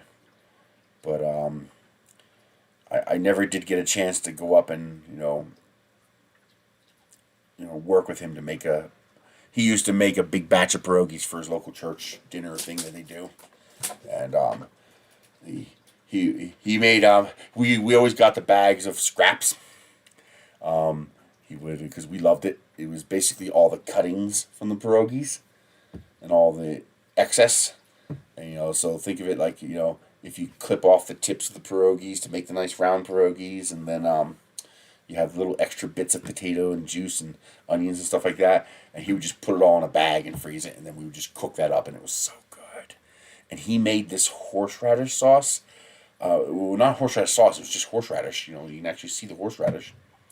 But it was weird because it was a very mild horseradish that was almost sweet.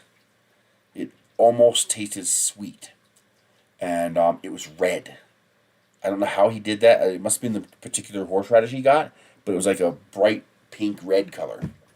And it was so good. Oh my God. It had that horseradish bite and kick that you want. But it wasn't like, burned through your nostrils like some horseradishes do. Like if you get Ingerfold horseradish, you're going to bleed out your nose. I'm Groot. Yeah, I know. You just increase the number of perimeters until it's solid. Don't use infill. Perimeters are stronger. So you just keep increasing the number of perimeters until it's solid. That's the way I do solid. If I want something to be solid, that's how I do it. Because perimeters are always stronger than infill. Although, in a model like this, infill might be beneficial.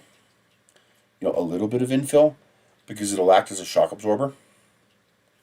Because I'm going to be using 2 flexible filaments, TPU and nylon.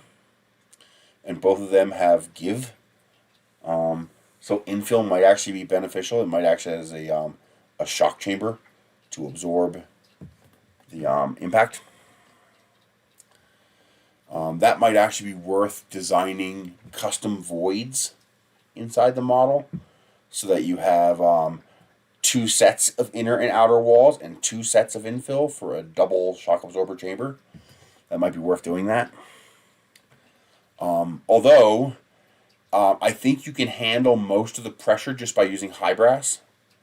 Use 12 gauge rounds that are high brass so that the actual brass shell takes most of the force. It'll absorb most of the force. I don't think it'll be as hard as people think. Now, the trick for me is convenience. I want to make sure that this is something that I can reload relatively rapidly.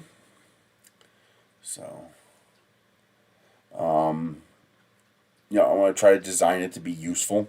If it takes you 20 minutes to reload the thing, it's not useful. If I can get the reload under a minute, I'd call that a beginning success. Ideally, under 10 seconds for a reload would be nice.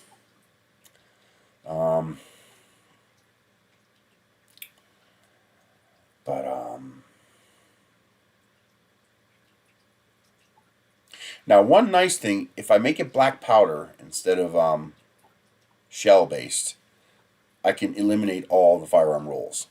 Because if it's black powder based, it's not considered a firearm at all. And then none of these rules apply. But that's a pain in the butt.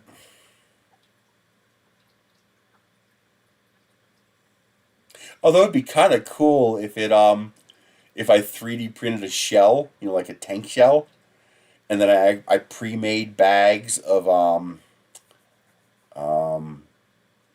powder and the other stuff, the cotton they use to stuff it. And if I actually made it a breech like a ship's cannon, you'd open up the breech and you'd load the shell and you'd load the powder, close the breech, boom, boom. And a 3D printed shell, like a cannon shell would come out the end. That would be freaking awesome. Oh my God, that'd be cool. 3D printed out of carbon fiber reinforced nylon, and then stuff it with tungsten so it actually has mass. Because if it doesn't have enough mass, it's not going to do anything. But, or I can also make lightweight ones so they're reusable. You know, make them light enough that they survive the flight and impact, and then you can reuse them. That would just be awesome.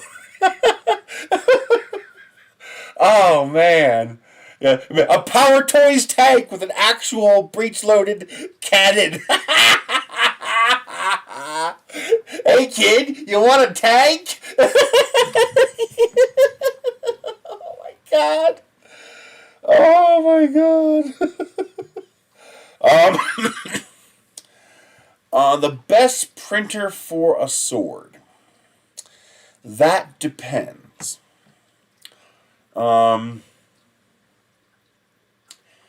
If you want to make a semi-functional sword, like you can LARP with, any printer. You're just gonna have to design it to be strong. It doesn't matter what printer you use. If you want to be able to print the sword in 2 pieces, you know, all in one go, well, then you need a belt printer. So you need something like the black belt printer or the CR30 belt printer. Those will allow you, assuming your design is compatible with a 45-degree print profile, you can print one half of the sword all in one go, and then you just glue the 2 halves together. Now that's also a good way to make a good LARPing sword, because if you design it right, like with a channel inside, so that when you glue the 2 halves together, there's actually an open channel inside the sword where you can stick a wooden dowel rod or a carbon fiber rod. So your sword actually has some give and rigidity, so you can actually play with it. Then a belt printer would be nice for that. But you can also do that with a regular printer. You just print the parts vertically, and they have the hole in the center for the rod. So there's really no advantage. The printing a sword on a belt printer is mostly a gimmick. It's a nice gimmick. It's a cool gimmick, but it's mostly a gimmick because you're limited to one single orientation, and your overhangs and designs have to be compatible with that particular weird orientation. So, your sword needs to print like this, and it's going to be printing at a 45-degree angle. So you need to make sure all the geometry of your sword is compatible with that print profile, and it's mostly a gimmick. If you print the sword all vertical, it's probably going to be stronger. Even though the layers are the wrong direction, you're going to have multiple perimeters, and you're going to have more solid adhesion of your parts. However, if it's a simple sword, you know, if we're talking like a medieval tengen or broadsword or longsword, you know, with none of the fancy filigree and handles and stuff like that, you know, where the hilt and everything is nice and simple, then the 45-degree print profile might actually be your strongest. It might be your best compromise between printing the layers this way versus printing the layers this way. Because you're going to have both. So it won't be as strong as printing this way, but it'll be more convenient than printing this way. So yeah, there can be benefits if you're going to print a simple sword. But once you start getting complicated, you know, with fancy hilts and fancy handguards and stuff like that, the odd orientation becomes an issue. So it really depends on what kind of sword you're printing, what you're printing it for, why you want to print it. If you're just printing a decorative sword and aesthetics are critical, then you're not going to want to use a belt printer. You're going to want to use a regular printer and properly orient every part, properly trim and clean up every part. You know, you're going to be filling with putty and paint and primer and all that stuff.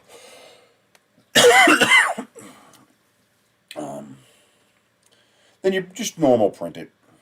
Just print a normal sword. Multiple pieces. You clean it up when you're done. You put a carbon fiber rod through the middle if you actually want to swing it and hit something.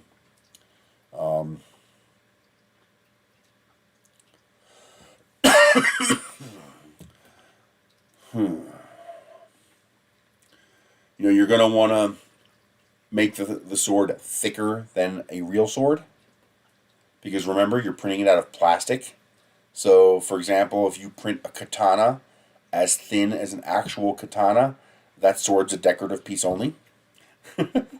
But if you were to make it, 4 times thicker than a real katana, and with a carbon rod going through the middle, well, that might actually survive some LARPing. Of course, you could also, that'd be heavy. You could try printing out of TPU. You'd basically have an indestructible sword. It wouldn't cut, but you'd be able to hammer away with it. They do have carbon fiber TPU, but it's very expensive. Because one of the problems with TPU is it's a little, especially with a sword, it's a little too flexible. So there's 2 ways you can fix the flexible issue. Carbon fiber rod through the center. That'll fix your flexible issue. Or use carbon fiber TPU to gain a little bit of stiffness. TPU is so strong that you can afford to give up some of its strength to gain the stiffness of the carbon fiber if you can find an affordable roll of it. But if you're just going to be making decorative swords, well, you're going to want to resin print that bad boy. You print it in sections, sand, primer, fill. You'll have a very beautiful sword. And if you, it would be tricky and expensive, but possible. If you resin print the sword and do proper finishing, you can electroplate it. So you can actually plate it, for example, in nickel. And it'll look like an actual metal sword then. And then you could polish it. Well, PLA prints are tricky. The trick with sanding PLA is slow, slow, slow. The problem with PLA is that the actual process of sanding melts the plastic. All right, so when you sand PLA, you need to very lightly, go to a different spot, let it cool down. Come back to that spot. Go to a different spot, let it cool down. Come back to that spot. You got to keep it from overheating. And keep it from overheating. You only need to hit 40°C for it to start getting soft on you. And it'll start clogging up your sandpaper. Hey, what happened to the stream?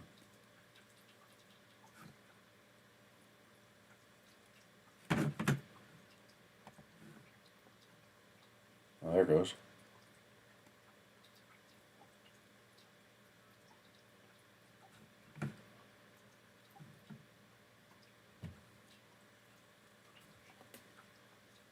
Well, that's a long lag time. Okay, it's back.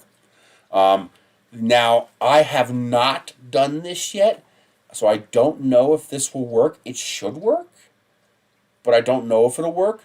Try wet sanding. Yeah, I know. It just paused for a moment. It was weird. So try wet sanding PLA. The water will act as a cooling agent and also flush away the bits of plastic. But yeah, the big thing with PLA is to slow. Don't let the plastic overheat. If you let the plastic overheat, you're going to ruin it. You're going to destroy your part. So you got to go slow, slow, slow. Don't let it overheat. For PLA, you might actually be better off printing with a lower, finer layer height and then using a filler primer sand process. So filler primer, wet sand, filler primer, wet sand. This way you're filling the micro cracks with the filler primer, and so you're actually sanding the primer instead of sanding the plastic, at least less of it. That might be a better process, but there are other people on YouTube who are much, much better at that than I am. People who have actually done this, that you could probably get better advice from. I'll see if I can do some research, see if I can find some good stuff. Although I'm not the greatest at searching for that kind of stuff. But I suspect lower layer height, print it really, really fine. Because if you print it like 0.1 millimeters, you're going to have very few layer lines visible. Is the lower your layer height, the more layer lines you have, but the finer those layer lines are.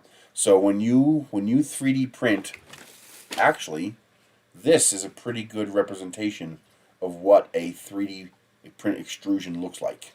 This right here is actually a fantastic, hey DeWitt, representation. So when you print one extrusion, okay, so you take your nozzle and you go and you print one line. It actually looks like this. Imagine this solid, okay? So imagine all this is solid. We're just looking at this outer perimeter here. This outer perimeter is basically what your 3D print looks like, okay? So the thicker your layers, the more pronounced this curve is going to be. And so when you have two of these on top of each other, and you have two layers on top of each other, this is the gap, this is the layer line in between the two layers. So this is your first layer and this is your second layer. This is what you're filling in. You're filling in this space here between these two layers. And so think of this as being 0.4 millimeter wide and this as being 0.2 millimeters tall. So the more you squish down this layer, the smaller this gap becomes in between those two layers. So instead of having this between the layers, you might have this between the layers when you go to 0.1. And when you go to 0.5, you have that between the layers. Then when I'm printing with a 0.6 millimeter layer, it looks like this. It's got these big giant gaps. And that's why you can actually hear it. Okay, that is my finger going clunk clunk over this shape, because the filament wants to form a circle. Okay, the filament that comes out of your printer wants to form a cylinder. Okay, that's a circle that's extruded. Okay, it wants to form a circle, but because you have a print on the bottom and a nozzle on the top, that circle gets squished. And it looks like that. So it looks just like that. And so the more you squish this, the smaller this radius is between this layer and this layer, and the less you have to fill when you go to sand. And plus, lower layer height will also make your arcs smoother, make the top layers of your arcs a lot smoother as well. So go to the lowest layer height that you can manage, and it's going to increase your print time. Every time you have the layer height, you double the print time. So a 10-hour print at 0.2 millimeters is a 20-hour print at 0.1 millimeters and a 40-hour print at 0.05 millimeters. However, you're going to spend, 2 or 3 hours sanding versus 30 hours sanding. So you're either going to spend the hour sanding or you're going to spend the hours printing. I'd rather spend the hours printing. If you have a printer like a Ender 5 or a Two Trees, the Core XYs from Two Trees, the what are they called? Sapphire. So if you have something like a Two Tree Sapphire or a Ender 5 or a Bamboo, the Bamboo is also a bed dropper. Those printers can usually actually print at resin resolutions. You print your first layers at 0.2 millimeters so you get good bed adhesion. And then you switch to 0.1, 0.08, or 0.04 layer heights even. Hey, Jerry. You have to test it with your filament, because some filaments tear when you print at that thin a layer height. Some filaments just don't like it, and some filaments are buttery smooth. Believe it or not, like a NatureWorks ABS is fantastic for this because it prints like butter. It's like butter coming out of the nozzle. It's so smooth, it's ridiculous. And ABS sands better too. But yeah, the lower the layer height you can print, the finer your details will be, and the less sanding you'll have to do to get that super smooth finish. if you can manage a print at 0.04 millimeter layer height, you could probably get your sanding down to you could probably start right off at 800 grit or 1000 grit sandpaper and just wet sand, because that'll be a super smooth part. If your printer is capable of that, you'll have to test that. Okay? But remember, that's a long print. Every time you have the layer height, you double the print time. So a 10-hour print at 0.2 millimeter is a 20-hour print at 0.1 and a 50-hour print at 0.04. So you are dramatically increasing your print time when you do that. So be careful. Start off with the higher print resolution, then lower it. And but yeah, that's my suggestion as far as finishing a print. If you can get that print smooth enough, you can electroplate it.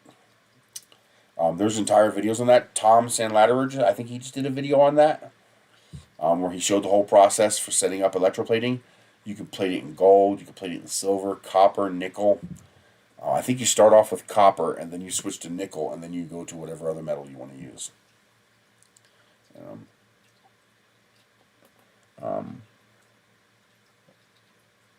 Anza, you changed your username? But that's what I would do for finishing the print. And just remember, if it's PLA, slow and wet. You want to wet sand it, and you want to print slow. You got to watch.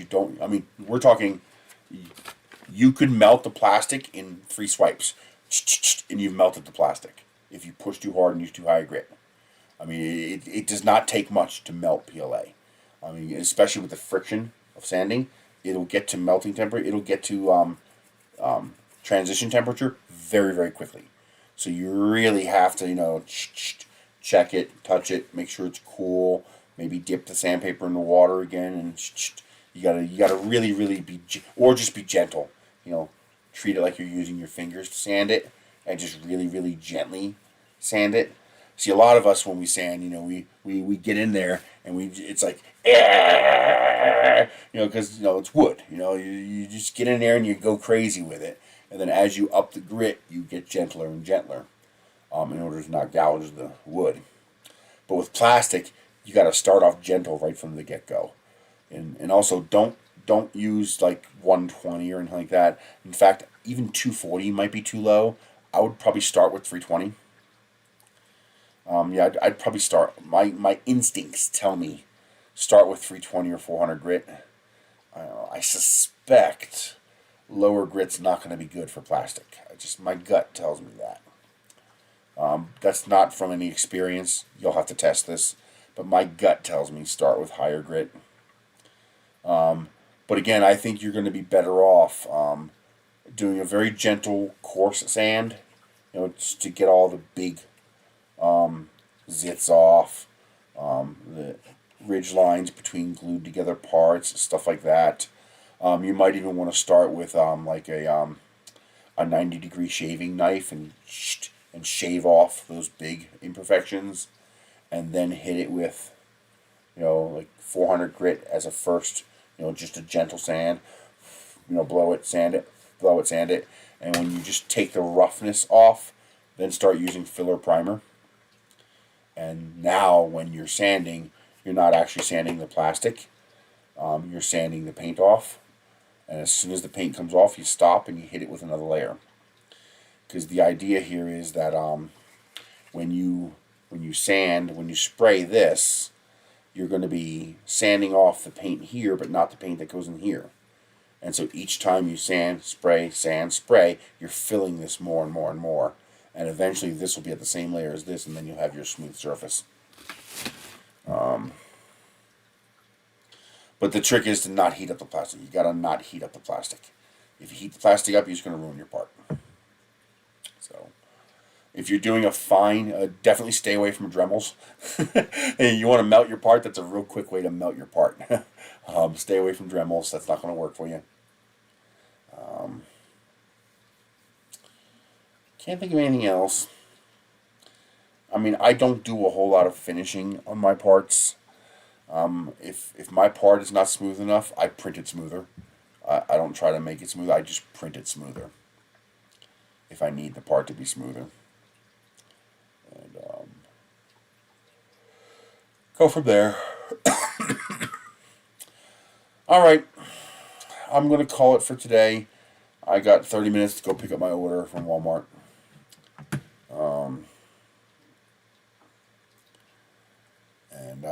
I also got to stop and get some air in the tires. I got to trip into Albuquerque tomorrow. Make sure the car's all set to go. I know. I actually logged in on time this morning. I think I logged in like 9:30. 9:30, 10 o'clock. I actually managed to get up on time today. I was watching Death Note last night. I was excited, and then I was kind of turned off a little bit because he turned out to be evil, but now it's actually turning out to be interesting again. So that was kind of fun. I'm enjoying that. And I realized, okay, it's 12:30. Go to bed. Turn it off. Stop watching it. Go to bed. And I did. I managed to go to bed. So, my eyes are still having that problem, but it's under enough control that it doesn't prevent me from going to sleep. I still have my normal sleep problem with not being able to control when I go to sleep, but my eyes aren't preventing me from going to sleep. So I rigorously clean them. I try to avoid using the same hand for both eyes, so I don't transfer anything from eye to eye. Because at some point you have to rub them and get the stuff out. Because what happens is the mucus forms a membrane, and it makes your vision blurry. And so I have to rub it to get the tears flowing to clear out the mucus, to clear out the eyes. But I have to be careful. I have to not put anything in my eyes so I don't get another bacterial infection. The nasal spray is, I can breathe through my nose. But it's not stopping the snot production. I'm still producing, as you saw there, I'm still producing a ton of snot. So I still have the cough because I still have the postnasal drip. So I'm hoping actually, breathing through my nose makes it worse. I cough more when I breathe through my nose. So I'll be seeing him tomorrow. I'm hoping we can figure out something else to try to fix that. Drone shots, how are you doing?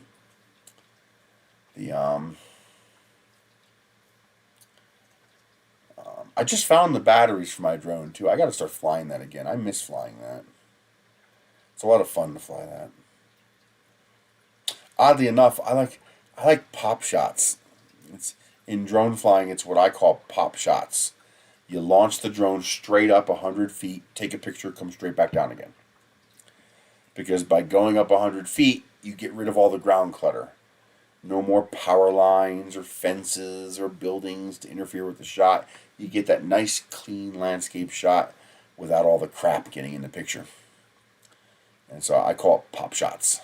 You pop up, take a shot, and you're done.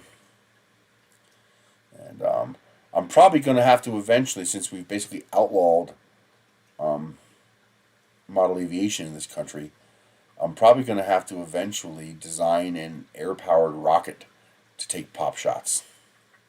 Think of it like what I would need is a fast, high-resolution camera that I could put 4 of them on here, or at least 3, in 3 directions, and just go poop and have it pop up 50, 60 feet, take a picture, come back down, check it, see if it's right. If it's not, pop it up again, and or slingshot it.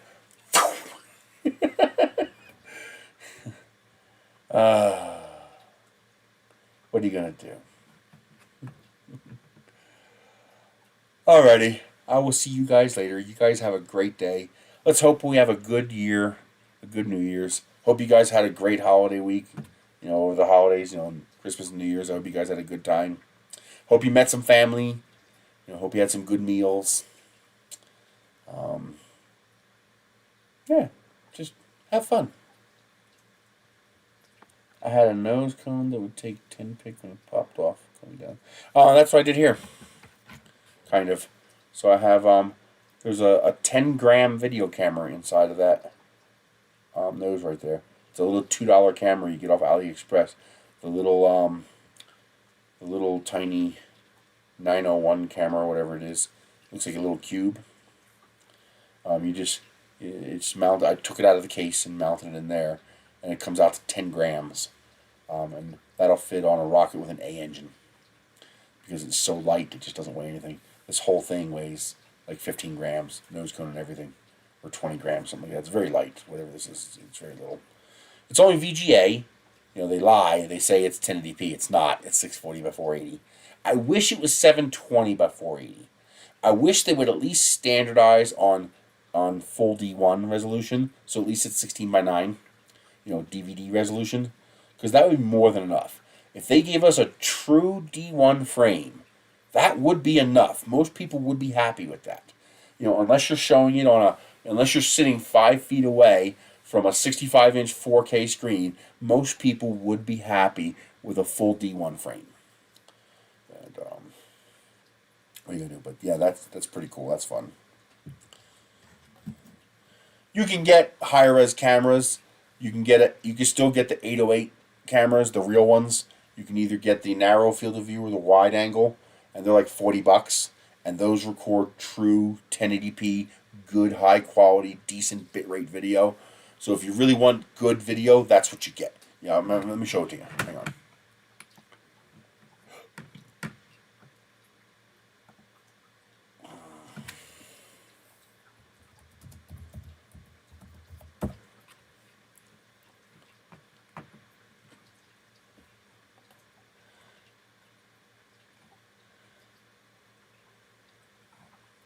I did not remember them costing that much. I guess they do. Wow. Okay. So the first two hits, $129, $139. These are the cameras you want if you just want guaranteed good quality 1080p video. That's small and lightweight. It's the size of a key fob. It's about that big. The $129 one is the narrow FOV, and the $139 one is the wide angle. There are knockoffs you can get, and some of them are 1080p. Like if you scroll down a little further, you'll see that camera says HD 1080p from Petilax for $45. It's not going to be as sharp, and it's not going to be as clean. It'll probably be 1080p, but it's going to be soft. It's going to be soft video. It's not going to be the sharp, clean HD video that you're going to get from the $130 camera. It's just not going to be the same thing. But that's what you want if you want the absolute best video. Now, if I'll show you what I'm using.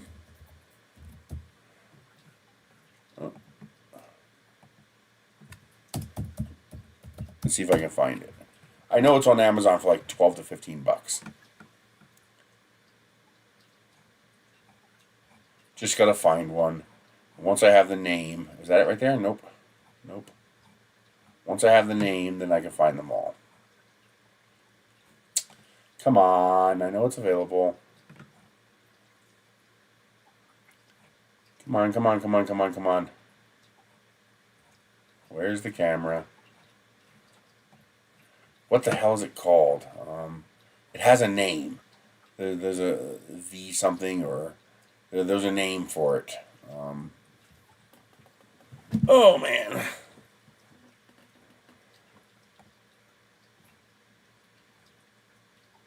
Let me do. Come on, why are you being so slow?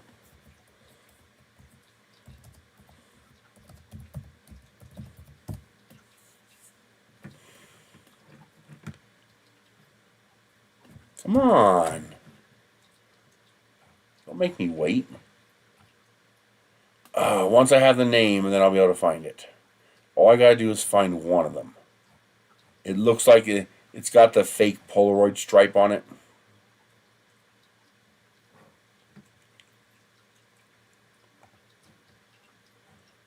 They sold it on infomercials on TV.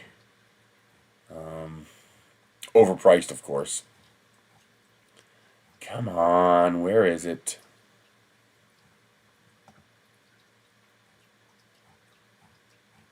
Oh, you've got to be kidding me.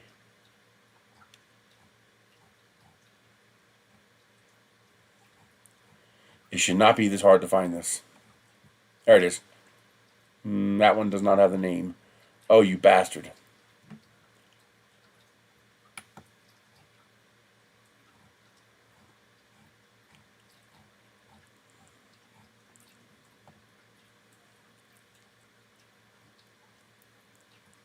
Come on, come on.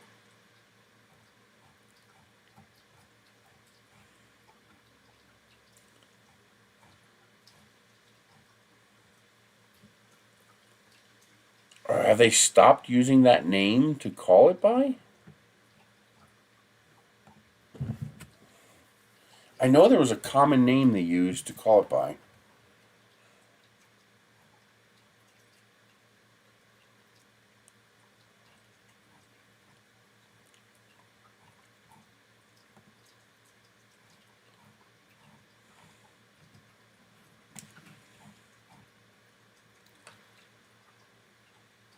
You've got to be kidding me.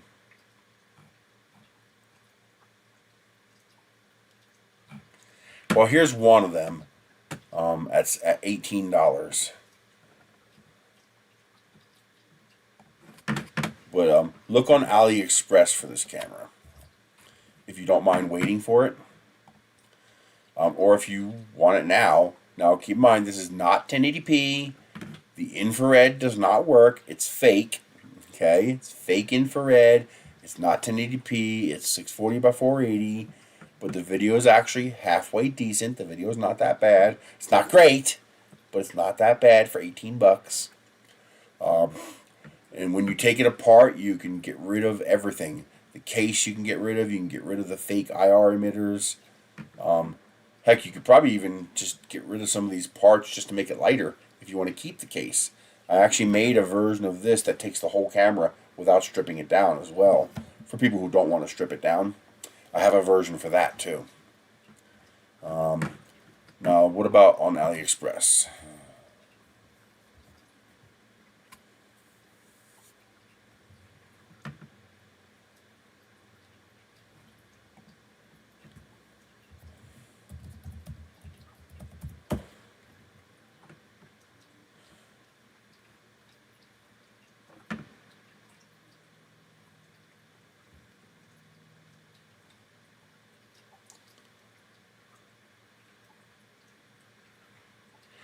It's amazing. These cameras were littered all over these sites a couple months ago, and now they're hard to find.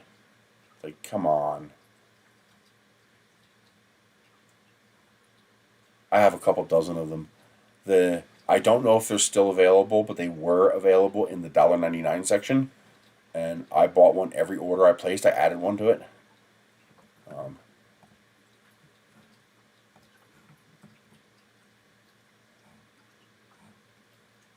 I'm trying to find it for you. At least find a keyword for you so it's easier for you to find it. SQ11. That's it. That's the word. SQ11. So do SQ11 camera.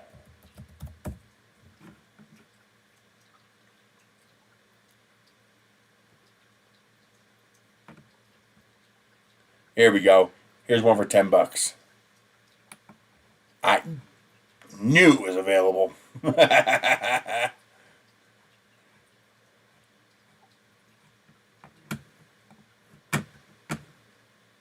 Yeah, I did purchase this one. It is fake. It is not 1080p. Even though it says it's 1080p. It's not. But for $10, who cares? It's a cheap camera that you can do whatever the hell you want to do with it for $10. Here we go. There's the $10 camera. And now I should be able to search for that on AliExpress as well. SQ11. There it is. And you can get it for as low as long as you order at least $10 worth, you can get it for as low as $3 on AliExpress. And it may or may not still be in the $1.99 section. I'm not sure. But, hang on. Let me see. That one is shipping. We don't want that. Now keep in mind, a lot of these are free shipping as long as you order $10 worth. So if you order less than $10 worth, there's going to be a shipping charge.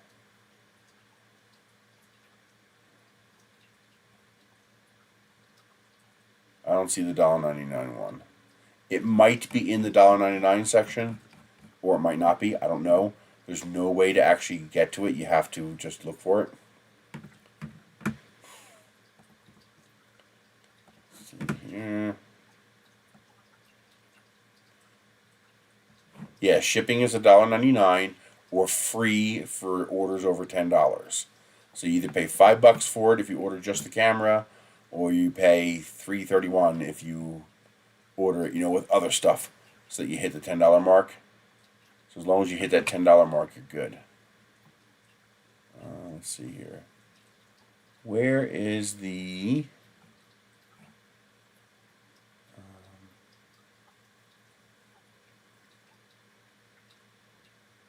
where is the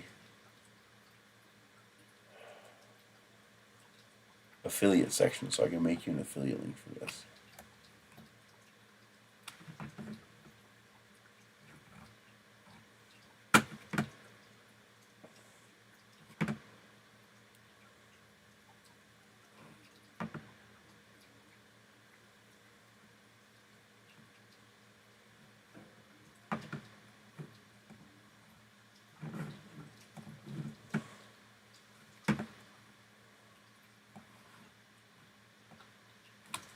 There it is.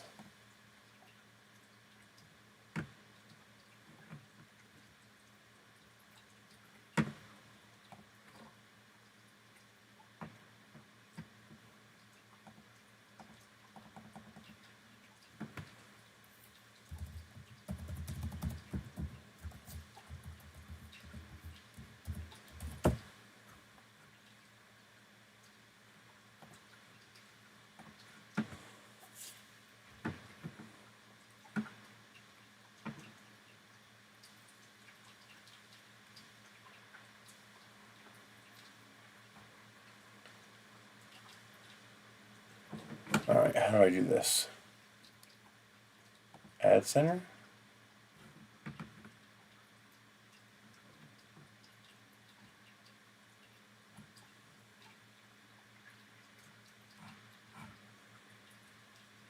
How do I...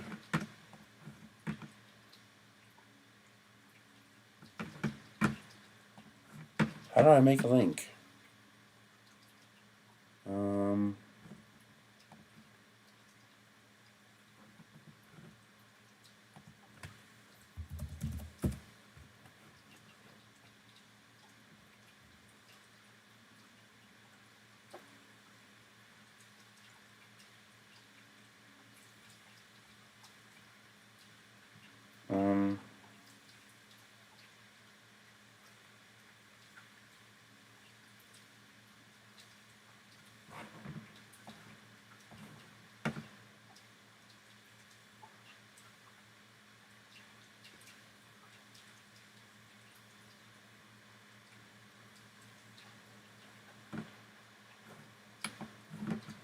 I guess I have to check each one.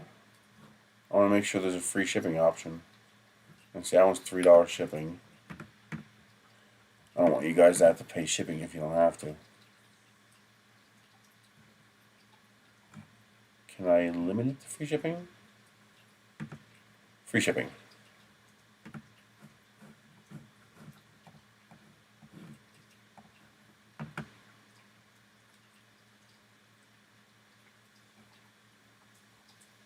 Okay, that's the same one, and we know that one's not free shipping. So it's just going to lie to me?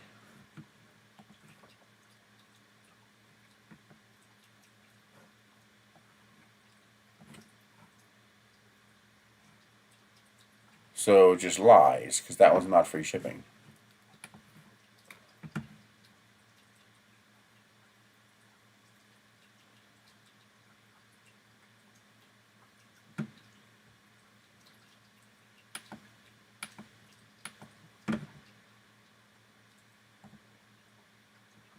No free shipping.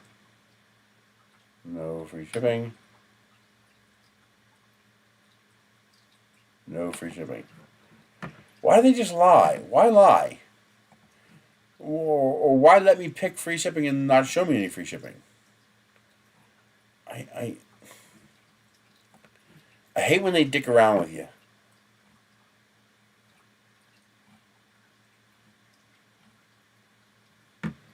And why can't I find the specific one that I want? You asshole. I did not want you to do that. I want you to just let me click this fucking thing here.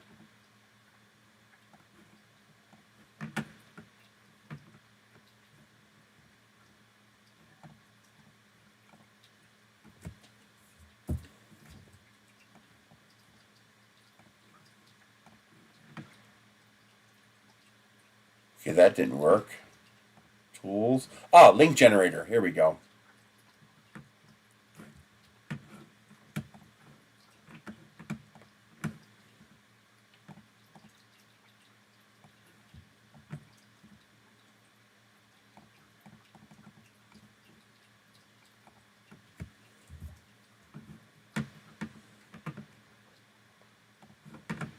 Here we go.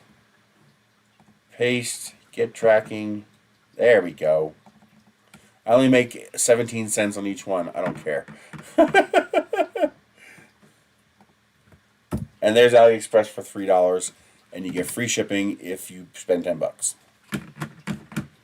So if you don't mind waiting 2 weeks to get it, you can get them for $3 a piece. You can scour the $1.99 special section, and sometimes it shows up there for $1.99. They also have the round A9 cameras that are actually also decent. However, those are a little harder to convert for rocket flight. But if you want it for like an RC car or your kid's helmet or something, it's perfect for that.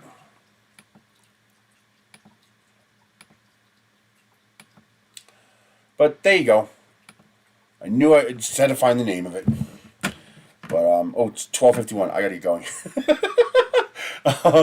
You guys have a wonderful day. Hopefully the nanopolymer will come in there this week and I'll be able to get going on these prints. Because I'd really like to get moving on this. That's it. I will see you guys later. Thank you very much for joining in. Thank you to the donors who helped out during the holidays. I really appreciated that. And I will see you guys next week.